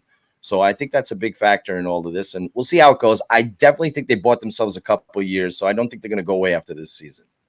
I will say that we got 350 people watching on YouTube right now, which I appreciate. I can always tell how many. I've got another 230 on Twitter. I can always tell are we really popular today? I've added some subscribers, but I have a feeling it's a lot of people that have, been through this before, which obviously, we appreciate. And please like and subscribe. 350. Give me the thumbs up. Max, we have a comment here. Foosball fan, so hyped for the Rock speech. Do we get another "Let's ball out, baby"? God, if I know at this point. I mean, I'm not in for those kind of prop bets. So someone else can be on those predictions. But if it's not Dwayne, then is it going to be friend of the show, Daryl Moose Johnson? No, I think it's either Dwayne or Strahan. Maybe Strahan comes out and does something, right? Because it's got to be someone interesting doing a speech, or maybe it's either that or no speech. It can't be someone random. It can't be Eric Shanks. For example, it can't be Danny at this point. I'm sorry, I love you, Danny. It's your time to find somewhere else to fit into this because some people are getting really tired of you on the fans side. But yeah, I'm not. Look, I don't know if we should really expect a big time speech this time around because the marketing has not been as over the top with we're trying to find random things to get people interested. It just seems to be very consistent. We are the best spring league. We're the best spring league over and over again. So we'll see. Andy, thoughts on any of this nonsense? I just don't have a question. Andy, I want to hear from Andy again. Just throw me in. Look, if we get The Rock coming out and it's maybe he changes the tagline. Maybe he just says, "Let's collaborate, baby," because that's fine too. Whatever he wants to put in there. Unify. Let's unify, baby. That's great synergy, baby. I just look. Two things that I really have to look out for today and for the season in general. First of all, if I can just get attendance numbers from the USFL side, that would be great. I want the attendance numbers, and not this fudging of there seems to be about a few thousand people there. That's not. I don't want generalities. I want numbers. I want facts. Thank you. Second of all, today it's going to be a bit tough sledding just in terms of the TV numbers. Mike, I'm glad you talked about maybe some of the reality points for some of the execs in the league because they have stiff competition. Just today. At 12:30 p.m. Pacific time, Caitlin Clark, who is a national sensation, is playing with Iowa on TV. She's going to be playing on ABC around the same time. You have a lot of NCAA games going on. Obviously, March Madness is in full throttle, and it's men's and women's. It's not just men's. It's women's has been getting incredible ratings the last few years, especially with some of the notoriety and the stars that are in that league. Last year, I remember the women's national championship game getting 10 million viewers, and it was during one of the XFL games. And I couldn't help but think just the amount of camaraderie and hype that was around that matchup. So, that is something they're going up against ultimately. So the TV numbers, if people are expecting there to be, 1.5, 2 million numbers, I don't know what they're looking at because I don't think that's really in the realm of reality. I think your article the other day put it into perspective very well as far as the predictions. And I think that's just something that also the league is maybe also understanding as well as far as this season and just trying to build off of that going forward. Mike, I'm curious about that, and I appreciate you. I like having hey, I just talked to someone this morning, and I like that. That's why that's why everyone puts Mike with the goat and all that. But My fear is when they're like, we're not expecting a lot this year. We're just trying to get through. Does that lead to like apathy of like, oh, it's fine? Like, I mean, where at least if I think the USFL, I think I had a little egg on their face season 1 going into season 2, like, oh, we're going to take over the world here. This to me is the opposite. I'm fearing. It's like, well, it's fine. Like, we'll just kind of get by. We don't really care. I think they think that they're going to reach their potential a year from now. Whether or not you think they will, that's another story. But I think because the way this is kind of put together, I don't want to say haphazardly, but kind of like rushed. And you see with the Panthers late on season tickets. We've seen this movie before with the Vipers last year, right? So I think the expectations are modest, and they really kind of should be. Their expectation level is very high when it comes to the football. They think the football is going to be very good. I happen to agree with them, right? So I don't know if it's the greatest spring pro football league ever. Let's see the games first. But I do think the quality of play is going to be very good because you have like built-in veterans in this space that are actually very good football players, Darius Victors, Case Cook, etc. And then you got all these young talents on the UFL team. So I do think the quality of play is going to be very good, built-in coaching staff continuity. If this was the XFL in 2001, Vince McMahon would probably shoot an angle with the Rock and Cody Rhodes during one of the games. Look at you. Resolve it by halftime. Rock will bloody him up before WrestleMania as a lead-in, but we'll see. And it's got to come down to them, getting all their ducks in a row and doing what they're supposed to do in terms of promotion and marketing. And the thing is, they can't have their cake and eat it too because they're trying to save money. Some media members are already messaging me today that they got they're getting a little shortage in terms of food, accommodations, and everything else. So players? You mean players? Yeah. No, I'm talking media members. They've been like, yes. There's no food for the media people. I saw that. All right, so there you go. So my sources are accurate. It's cutting corners, scrimping and saving anywhere you can. But I do think that the quality of the play. I'm a football fan. I'm into these leagues. I'm going to be into the games. I can't wait till they get started. If you look at it from outside the bubble, it comes down to business for them. And I think if they do 800,000, 900,000 viewers, I don't think anybody should really push the panic button yet. I think you need to let this season ride out. And then, like I said, I've been saying this for so long. These two leagues merged because they didn't see the light at the end of the tunnel. They're hoping that together they'll see that. And, you don't like to hear this word, Reed, but I spoke with somebody this morning. They have been talking about expansion. The places they looked at for Vegas, Tennessee, Arizona, Ohio, which was if they had been 10 teams, Ohio was going to be one of the teams. So first things first before you get to that. But that's the hope. So I think people need to temper their expectations. They really, to rope in mainstream and casual fans, it's a process. I don't think you're going to do that overnight. We got Coach Craig here logging in. We'll get to him in just a moment. Appreciate that. Mike, you are going to appreciate this. We have a question from 3-time CFL Grey Cup champion David Sanchez checking in. Thanks for doing this, fellas. Any thoughts on the on-field matchups today for anybody betting? We talked a little bit about, we've talked a lot about a lot of these, but Mike, run down just while we have you kind of, 30 seconds each. And like I said, we'll do expanded next week, but give us your thoughts on all 4 matchups this weekend. I'll go outside the box on this one. I think San Antonio can cover against DC on Sunday. I know everybody's just look. I predicted that they would finish with a 3-7 record. But I think San Antonio is going to be better this year. How many games they win, well, that remains to be seen. It's a very competitive division. Chase Garbers is going to have to match up his level of play with AJ McCarron, Jordan Teamo, and Luis Perez. But I do believe that week 1 game for DC is a bit of a trap. They're without 3 of their best offensive players from last year, and Abram Smith, Chris Blair, and Lucky Jackson. The 2 of those guys are in the NFL. We know Abram Smith tore his ACL. So I think DC might have some kinks to iron out in week 1. I know everybody loves them, and Yvonne Hutchins done a tremendous job. They have an awesome coaching staff.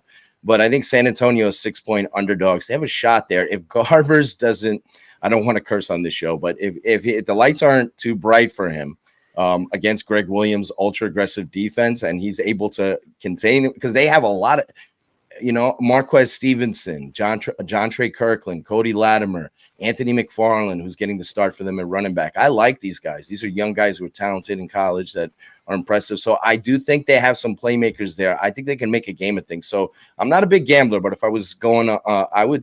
It's not a popular pick, but I would take San Antonio to cover that one. Everyone expects St. Louis to steamroll over Michigan. Again, there's going to be an upset or two in the first week. There's going to be a wake-up call for one of these teams. St. Louis should beat Michigan, but I'm a little weary of that one. Arlington and Birmingham today. I feel the Stallions are going to win that game. I just think they're too deep, too talented. Arlington is a different team with Luis Perez at the helm, at the controls. They just have to prove to me that they have enough talent on the outside, a wide receiver, to compete with the Stallions. I think the Stallions are a better overall team than them. I'm missing a game here. Memphis and Houston. Houston. Yeah, that's an odd one. Memphis is very talented. Very few teams in the league benefited from the dispersal draft process like they did. They've loaded up on proven veteran guys. The Darius Victors, Case Cookus, etc. Interesting kind of breakers, showboats combination there with the Coach Flip bringing a couple of his star players from New Orleans. So I like Memphis in that game. Jarrett Guarantano has to prove it to me first. And no Mark Thompson. I'd be all over Memphis if I was a gambler. I would take Memphis today. I think they're just a much better football team than the Roughnecks. We have one more here. We'll get Craig Zach's side of the question for Mike before we get out of here. In terms of the Brahmas, John Lewis had the Brahmas winning one game all season, which is just rude. I was going to have him on the podcast, and I said, no, you can't come on anymore. That's funny. Here's the thing, Reed. All these teams are better than they were last year. It's crazy. Like the Brahmas have 41 new players. I mean, they only have 9. The Brahmas were not. We need Kurt back in here. We need Kurt to get off back on here. Somebody has to lose these games. Law of averages. You can't have 8 teams with all 5-5 records. That's the only mathematical possibility for everybody not to have a losing record. So somebody's going to go. There's going to be good teams that go 3-7, 4-6. Last year we saw 3, 4, and 6 teams make the playoffs. We're not going to get that this year.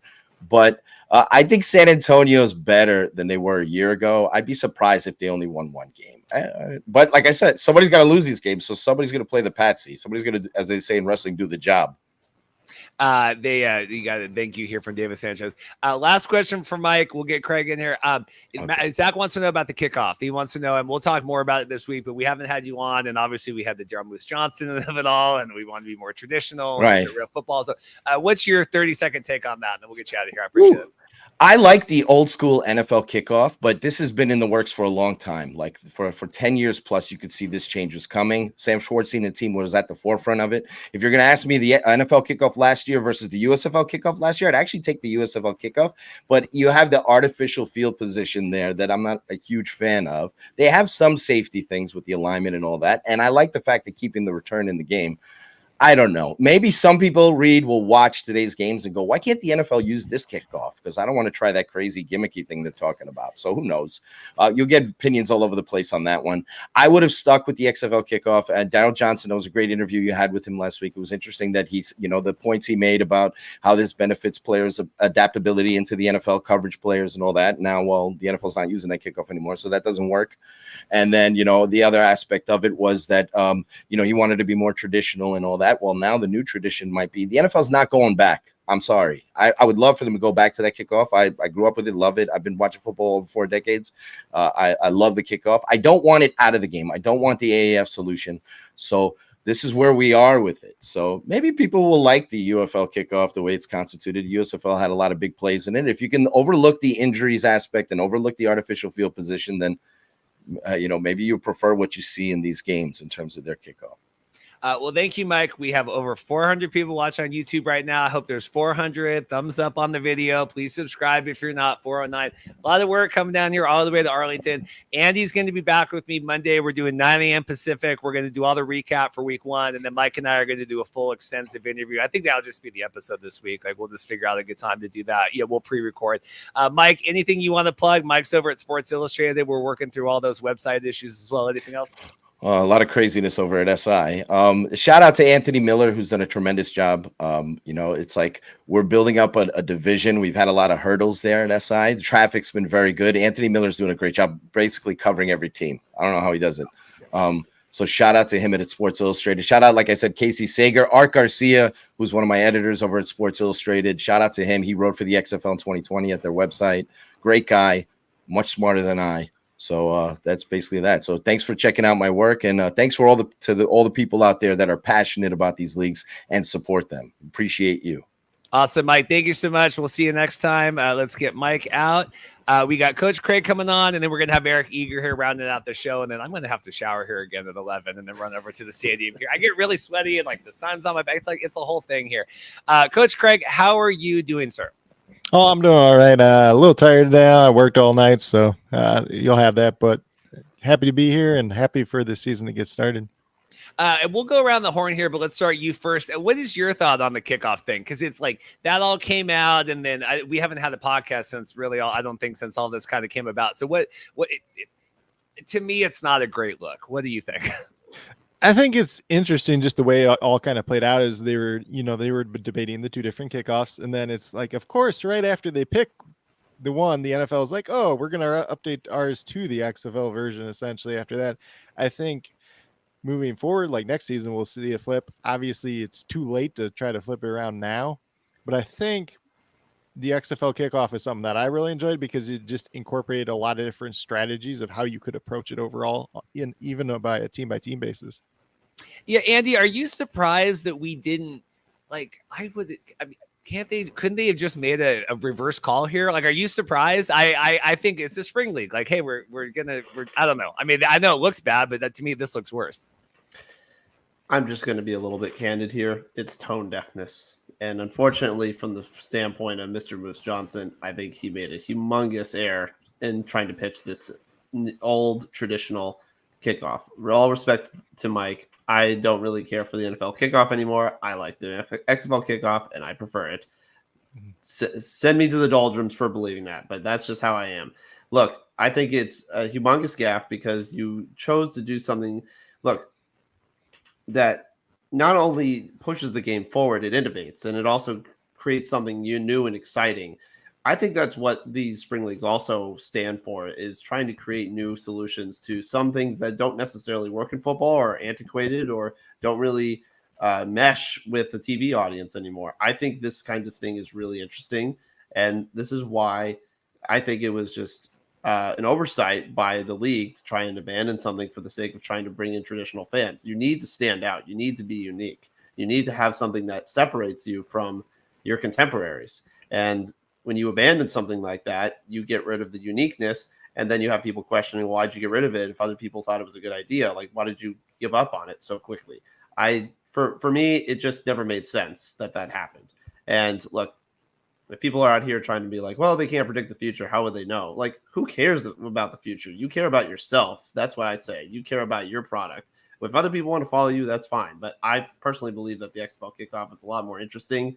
I'm just going to say it. I think the USFL kickoff is just it's too easy. It gives too many yards away. I think it's to me it's a reward that shouldn't be there in terms of the field position. It's not earned, and I want it to be earned. As a fan, I need it to be earned. That's how I feel.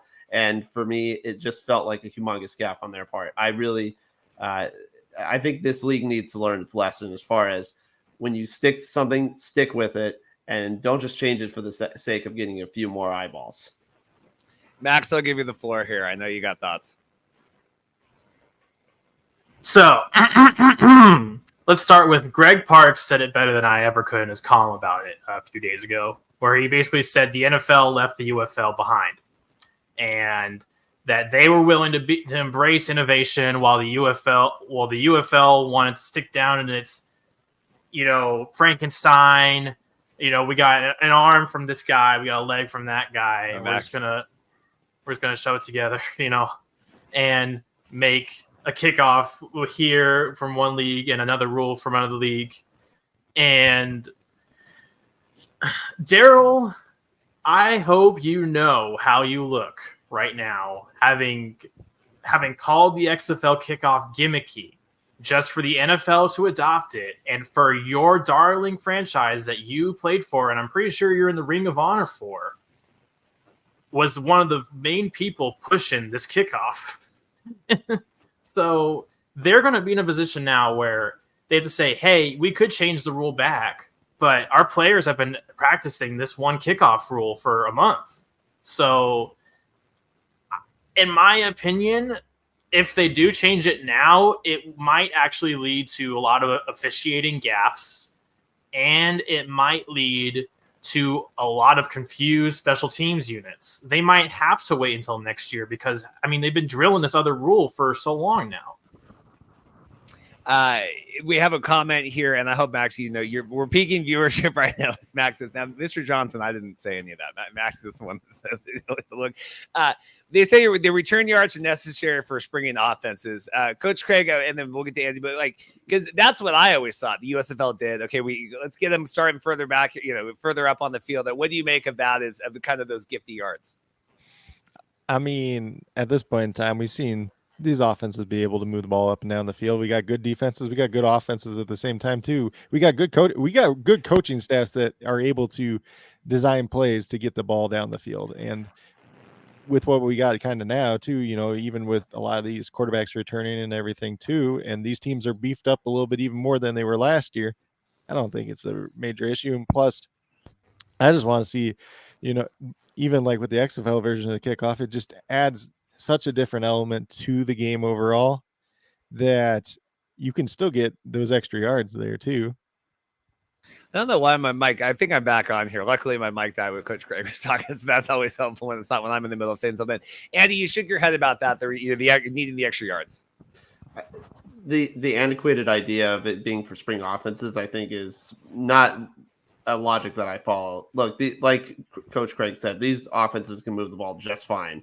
These offenses can prepare themselves just fine. I think in general, if you're not moving the ball, that's your problem. You need to strategize better offense and get better players. For me, it's not about where you start. That is just so cheap. Give those kinds of yards is very cheap, and I don't appreciate that. I think you need to earn it. That's how I feel as a fan. I've always felt that way as a fan. I don't think there needs to be this idea of everyone needs to just start on the 40 because they're not good enough. Well, then what does that say about your product? If you really believe that, I don't think that's the right way to go about it. So for me, the XFL kickoff, at least there was a lot of strategy involved with it, and there were some really exciting returns. Darius Shepard, who's coming back into this league with the Battlehawks, had some electrifying returns last year. And I think for that matter, I just remember it being one of the most important things that I think came back with the XFL last year. That was the first thing that I kind of missed when the XFL was gone after 2020, was thinking, man, I missed that kickoff. That was the first thing I really thought about because it was just so different. That and the point conversion attempts, among other things. But really, I think it's a way of separating yourself from your contemporaries.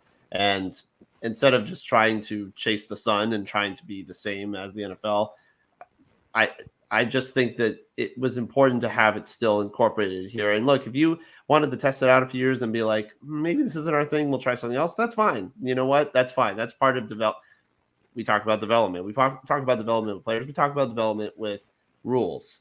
But this one, I don't think was for the sake of development. I think it was just one entity being like, well, our kickoff just seems better and everyone else likes the other kickoff better, so let's just use that one. I think that was the wrong way to go about it, my opinion.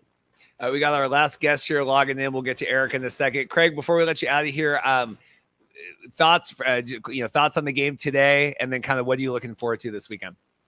I want to go back to the kickoff thing too. Now that the fact that they're probably not going to switch it over, just real quick, what disadvantage are these players at now because they didn't have the same, they're going to lose out on NFL tryouts, camps, just because they aren't used to it. They could have had such an advantage already by playing 10 games through this whole system. So a guy that is a solid kick returner, he might have had a chance just because he's already done it 10 games and he's proven it and he's put it out there on tape that he might get that extra chance. And then all he got to do is go into camp and then beat somebody else out. So there's a lot of different ways that you could look at it from that regard too. So the guys that could be missing some opportunities for what I'm looking for this week. And I'm just kind of looking for how these teams look all together too. Obviously, you guys have been talking about how some of the teams have more continuity than others, especially some of these teams where they've had all these moving parts over the course of the offseason. These teams, especially from a defensive perspective, that's the one that I'm kind of looking at for some of these teams that have a lot of turnover on defense. Memphis Showboats are kind of a team like that too. They let go of some really good players, and maybe in favor of some players that I thought probably weren't as good. So we'll just have to see what that all looks like. Even, Michigan held on to a lot of their guys, but they cut a lot of good players at the same time too. Just a lot of rotating units there overall. And I'm really interested to see what DC's offense looks like without their top 3 wide receivers from last year, without Abram Smith, Jordan Ta'amu is going to have to carry this team on his back early on in the year. He really is. Well, Craig, I appreciate it. I'm just kind of refreshing stuff over here. Thank you so much, Jordan. We're peaking viewership right now, which is always good here, getting into the end. We got our big final guest coming on here. Coach Craig, anything you want to plug before we bring Eric Eager on? Yeah, for me personally, it's just you can find me on YouTube myself at Coach Craig Sports. I mainly do for UFL over there. It's the UFL DFS. I did a little bit of a team preview earlier this week as well. Obviously, hopefully, moving forward, we got a lot more trends that we can see from these first initial games. My initial video was a little bit delayed coming out because I was trying to wait for all those depth charts to come in and then kind of adjust from there. I will say too, the announcement of PFF doing UFL earlier this week should make things a little bit easier. Hopefully they have the snap counts because that's going to be a big analytical aspect too. As somebody myself personally, last year I charted all the offensive players for USFL for the last 8 games of the year because nowhere else had that information. Well, Coach Craig, I appreciate it. Thank you so much hopping on here today. We're going to bring on our last guest here, Eric Eager, Sumer Sports. Eric, and this is someone I've been tracking all your stuff on Twitter here. And as you can imagine, as a Commanders fan, mock drafts and everything, I'm very invested in that. But I want to get your thoughts on this USFL, XFL kickoff here with the NFL. Like, we have Daryl on, and what do you make of all this? Well, it felt like the USFL just kind of saw the issue, one of the issues, which was no one was returning kicks, and ignored completely the underlying reason why the NFL was trending towards no one returning kicks, which was injury rates and things of that nature. And so they just backed the kickoff up, right? And that's been the case for 2 straight years. And it was sort of the laziest solution to the problem of why aren't we getting kickoff returns? And I think from the perspective of player development, it made some sense. Hey, we're going to develop returners. We're going to develop kick cover men and all this stuff. But then the NFL, of course, decides to adopt the XFL rule, which now makes that kind of obsolete. Yeah, I didn't expect them in the last week to adopt the XFL rule, of course. But it is kind of funny now that it's going to stick out like a sore thumb. If this league lasts until next year, I'm guessing that they'll adopt the XFL rule, assuming the NFL, who only has a 1-year lease on this particular change, adopts it for the next season. Do you buy that these leagues and spring football needs those extra yards to get the offenses going? Because I always thought the USFL, hey, we got to give these guys as much of a head start as we can. Yeah, it's weird because, in the National Football League, right, you had a pandemic year and then the immediate year after something like 49 points a game and then 47 points a game. Now it's about 43.5 points a game. And it's not necessarily because the offenses go 3 and out all the time. It's because the offenses get to the 40s and punt. And so I'm thinking about this from a betting perspective where I'm still looking at a lot of totals that are in the low 40s. I'm guessing by middle of next week, they'll be in the high 30s because I don't think that field position obviously helps offense, but it helps it less than you think because the way that current offense and defenses are in professional football, you have 2 high shells. And so there's not a high 3rd and long rate, 3 and out rate. There's a relatively decent series success rate, meaning turning one series into another series of downs. It's more that offenses can't sustain multiple first downs in a row to get to the end zone, and it's just exacerbated in this league. So I don't necessarily know if the extra field position will benefit. It really hasn't benefited points in this league because these teams, there's just not that many big plays. There's not quarterbacks that are capable of it, and defenses are really good at preventing them anyway. And so I think it helps a little bit, but not as much as everybody thinks. Andy, I want to give you a chance to respond. I think those are some fantastic points made by Eric Eager. Yeah, that's the kind of the trend we're seeing with offensive defenses. There's the 2 high safety shell, cover 2. There's basically offenses that are not being able to sustain these long drives. I mean, once the advent of the spread option and all the offenses where it was basically all vertical, passing games started to come into fruition, the emphasis on defense in response was, okay, well, we're going to put more emphasis on speed than we are physicality. And now teams are basically not as getting many explosive plays because that's kind of what they're trying to prevent against constantly. And so there's just all of this underneath work, and there's more focus on trying to do it down by down by down instead of trying to get these big chunk plays, which is not as easy now just based on the defensive adjustments. So I agree with you in terms of that. And if I don't know if the kickoff is really going to help that in this league, especially in a league where these offenses are sort of makeshift and there's new players and there's people coming in trying to reestablish themselves. I mean, we talked about continuity. Maybe from a spring league perspective, we know a lot of continuity is here, but from an overall perspective, I mean, you're talking about the NFL where there's like years, plural years of player continuity and coaching where these people know each other's tendencies and cadences, and they're able to use that to their advantage in order to make things happen. So I don't know if that's really going to necessarily improve on the offensive standpoint in these spring leagues. I'm really curious to see what the overall points total are end up going to be in this league going forward now with all the talent being reconsolidated. And regardless of what the kickoff is, see how consistent these offenses can be. We're peaking here, almost 500 viewers here on YouTube. We got another 350 on Twitter, which last year the show did terrible. So maybe this means, I don't know if there's more interest in this year or not, or maybe people just really like Eric, which is also could be the case. We got about 10 minutes left here. We'll toss to Max, and then we're going to break all this down. Just hit 5:02. So really appreciate that. Andy and I will be back on Monday. We'll do a recap show, and then Mike Mitchell, who is on, will be doing all that stuff coming up for our regularly Friday episode. Normally the episodes go there. Max, 5:20 now. Do you want to go on another rant here while we're peaking viewership? Yeah, I'll go on another rant. I think in terms of offensive output, the far bigger effect was when they neutered the enforced aggression, as what I'll call it, on punt rules by making it easier to punt. They changed the out of bounds line on punts to 25, and they changed it to touchback 25 too, whereas before it was 35. That whenever it was 35, you were putting teams in a real bind to say we really need to consider going for it on 4th and medium in between the 40s. They're gonna just kick it now, like most of the time, like even more than they already were. And as a fan of spring leagues, as much as I love the special teams, the biggest action, the most exciting plays are when teams are going for it on 4th down.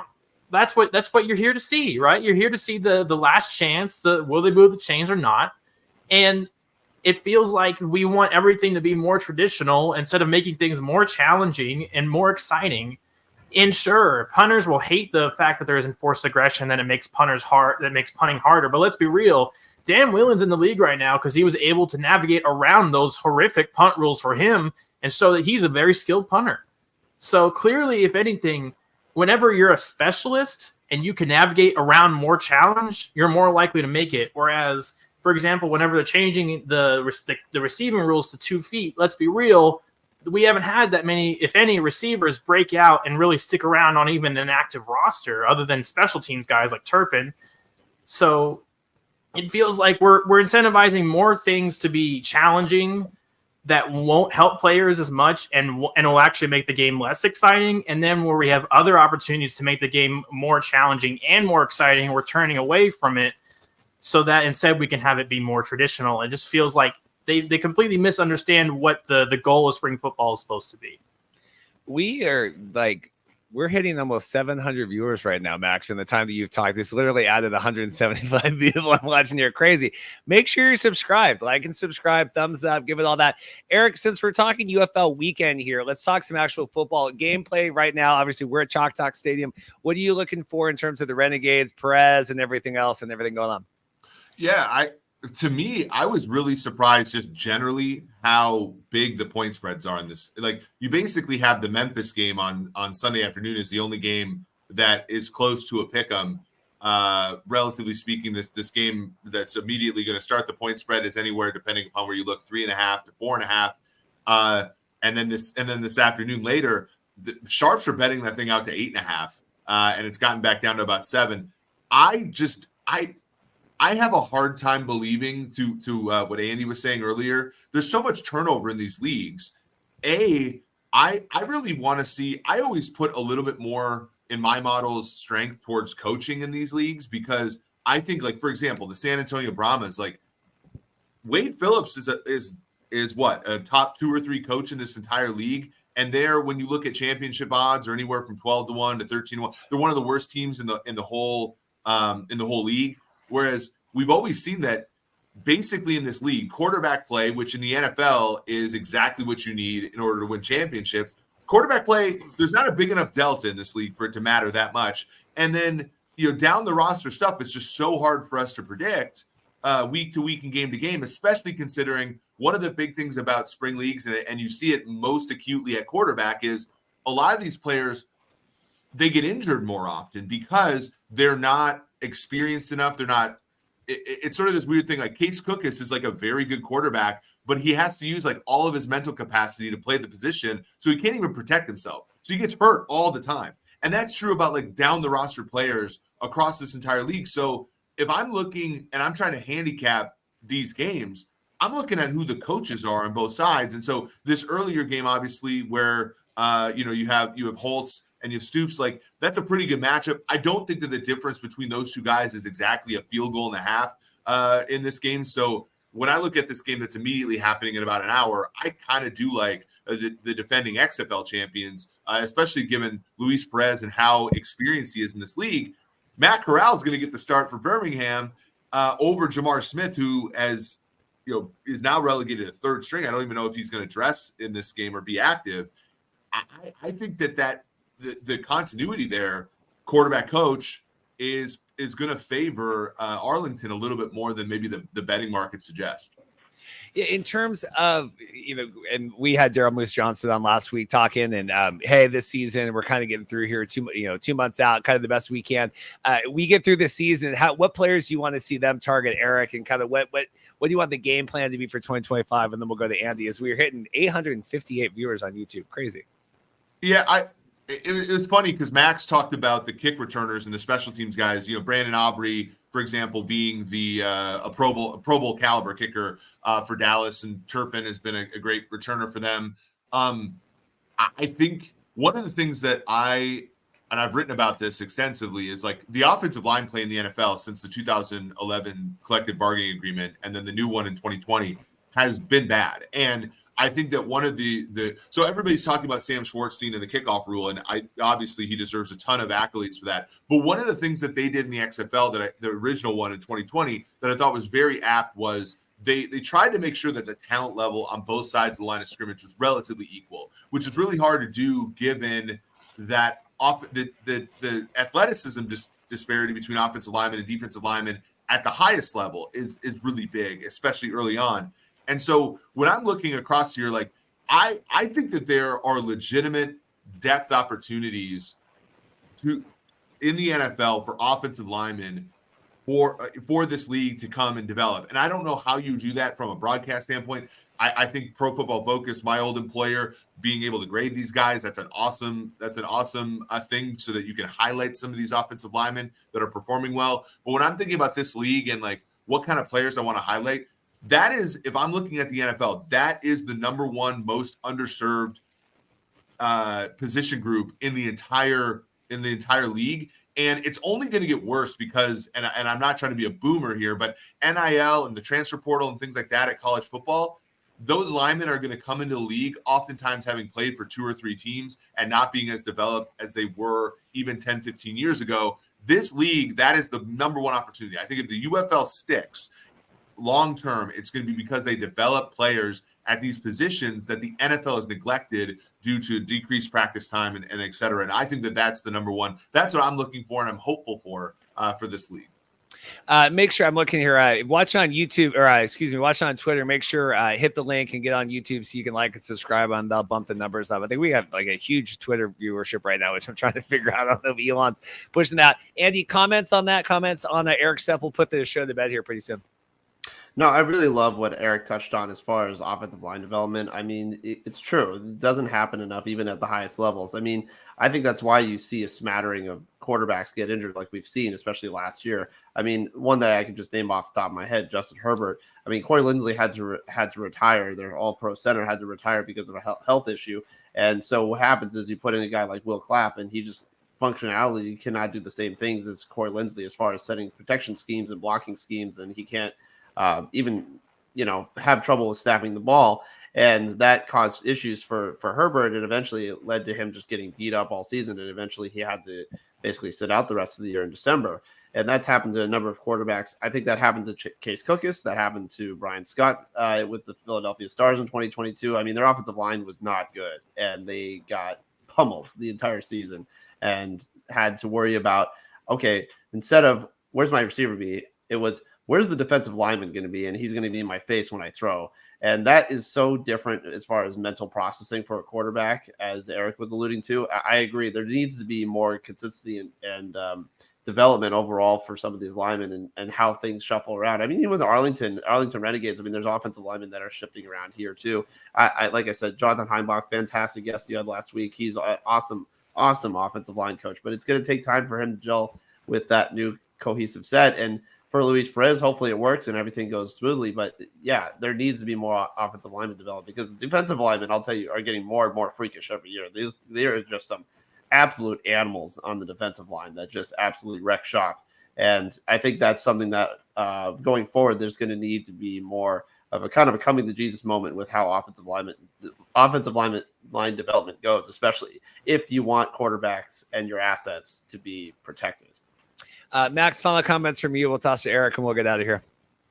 I think as far as being a steward of the game, the offensive line development is the biggest opportunity as far as being of service to the NFL. But until the NFL is paying buyout checks to the UFL to get players, which will never happen, as far as making the UFL able to survive or not, unfortunately, developing offensive linemen is not going to be any more of a help than improving the quality of play, which is obviously quite important, but unfortunately is not going to be what is like, oh my God, people are going to suddenly tune in because these offensive linemen are so great and the pass protection is so great. Now they can make all these great offensive plays. Unfortunately, it feels like the quality of football, regardless of how good it is not going to be enough to draw interest. So it pains me to say that, because you think you can put good football on television and people will just watch. But I mean, we've seen that you can have really good football games. And, for example, Guardians Defenders 36-37 last year, barely anybody's watching. So it's going to take way more than that for the UFL to have any sort of impact that's long lasting, unfortunately. Eric, real quick, can we get your four picks for the games this weekend, and then we'll put the show to bed?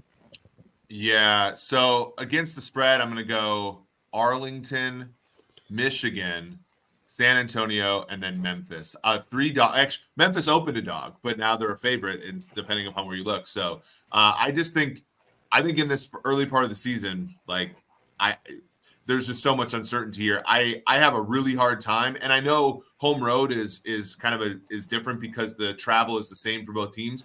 But I don't understand how there are two road teams in this league who are a touchdown favorite, given everything. And one thing that I did think was interesting was, we said this on the show, I think last year, the USFL, the quality of play held up last year more than I thought it would, given that the XFL took some of the players from the previous year. I do think we're going to see right away in an hour, USFL versus XFL, a team that won the championship last year versus a team that won the championship the last 2 years for the USFL. Which one of the leagues is stronger? Because I think that a lot of people would say the XFL was stronger, but actually during the course of the season, not only did Birmingham kind of run away with the USFL, but also I thought that the quality of play in that second league was stronger than most people predicted it would be. Well, I appreciate Eric coming on, spending time, all of our guests today, Mike and Emory and Jovan and Coach Craig and Greg Parks, and Max has still been on, and Andy, everyone else. I'm going to go. I got to get over to the media avail at the stadium. If you're watching on Twitter, which for whatever reason seems like a ton of people are, click the link, get on the YouTube, subscribe, give a thumbs up and all that stuff there. Eric, what would you like to plug before we get out of here? Yeah, so Sumer Sports Show with myself and former Falcons GM and the CEO of our company, Thomas Dimitrov, is every Monday and Wednesday on our YouTube channel. Subscribe to our YouTube channel after you subscribe to this one, and then we have actually a Sirius XM draft show every Friday night, channel 88 at 7:00. It's a lot of fun. Really, really fun to talk the spring league. I think fewer people like it more than we do, so I love being able to come on and chat a little bit. We're back. Yeah, we're back here. Kickoff again. I'm like, I called the same person that set me up the same room. So we'll see if we do it again next year. But Andy and I will be back on Monday, 9 a.m. Pacific. We'll do our week 1 recap. Max, I'm sure, will be back on, and we'll talk negative stuff as well. I appreciate everyone's time, and I'll play all this, and we'll get out of here. Thanks, guys. Go. I don't know who's my pick. Go Renegades, right? Let's go Luis Perez. All right. See you guys. Thanks.